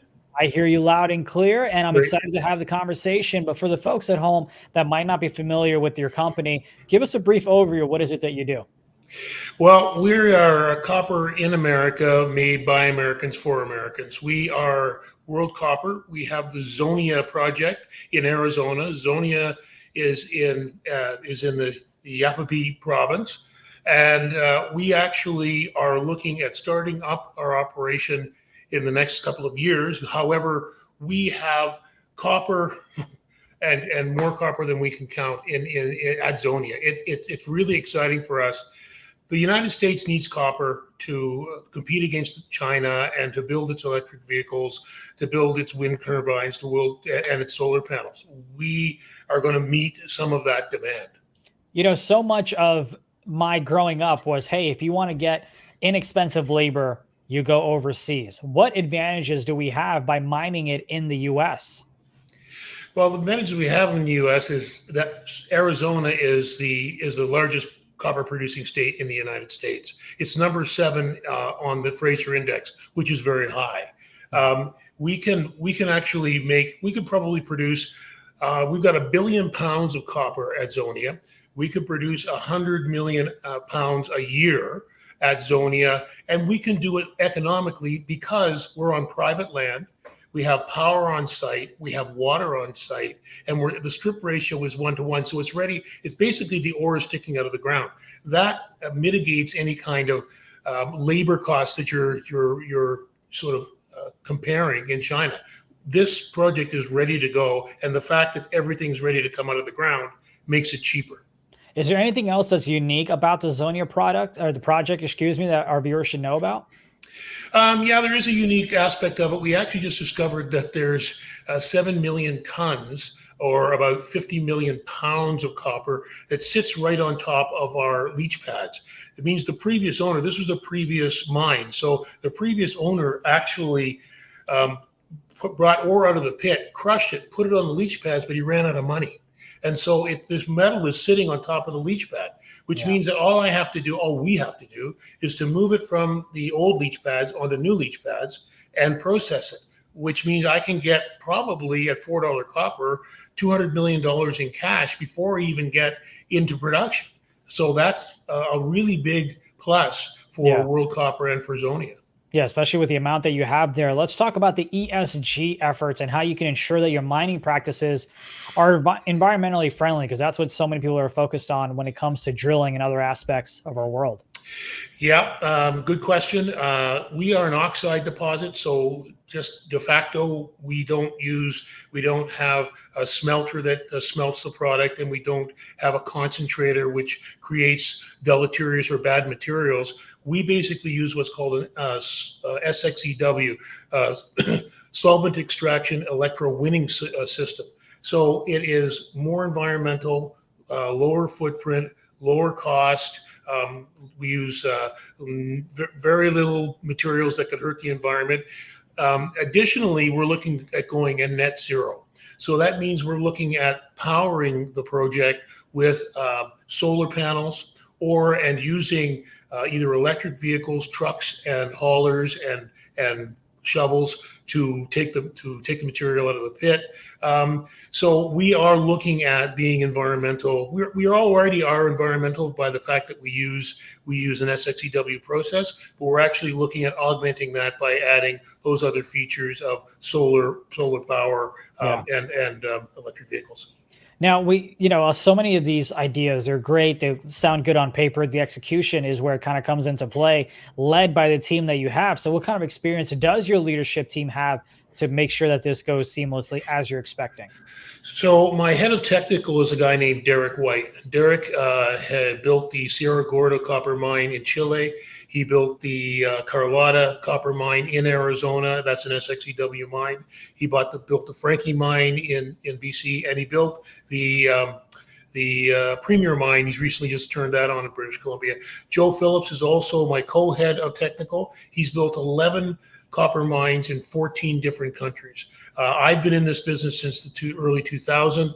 I was with Mag Silver and with New Pacific Metals, took them to billion-dollar market cap companies. So on the technical side, we can build copper mines. And on the market side, we know how to make sure that our investors are well taken care of, informed, and we do the right thing in the governance side to make sure that we grow the company on a value basis.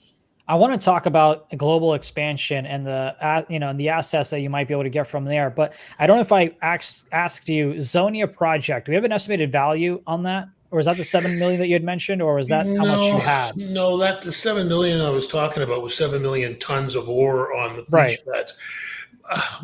Right now, the market's giving us a $25 million market value, market cap value. My experience is I've taken Mag Silver was 50 million when I started. When I finished, it was 2.5 billion. Wow. New Pacific was 100 million. When I finished, it was 1.5 billion. When we grew it in value to its real valuation, at 25 million for World Copper, I think that the Zonia project alone could be worth $500 to $600 million, just alone with the 200 million tons. Basically, 1 billion pounds of copper that it has, it's worth, and you do that times 4. It's worth at least $500 to $600 million. Now, going back to the global expansion side of things, what does a broader market look like for copper? Is it kind of like a global energy transition that's going to impact the demand? What are your thoughts there? Yeah, well, I mean, it's pretty obvious that if you're trying to decarbonize the world or hit net zero by 2030, I'm pretty sure we won't make that.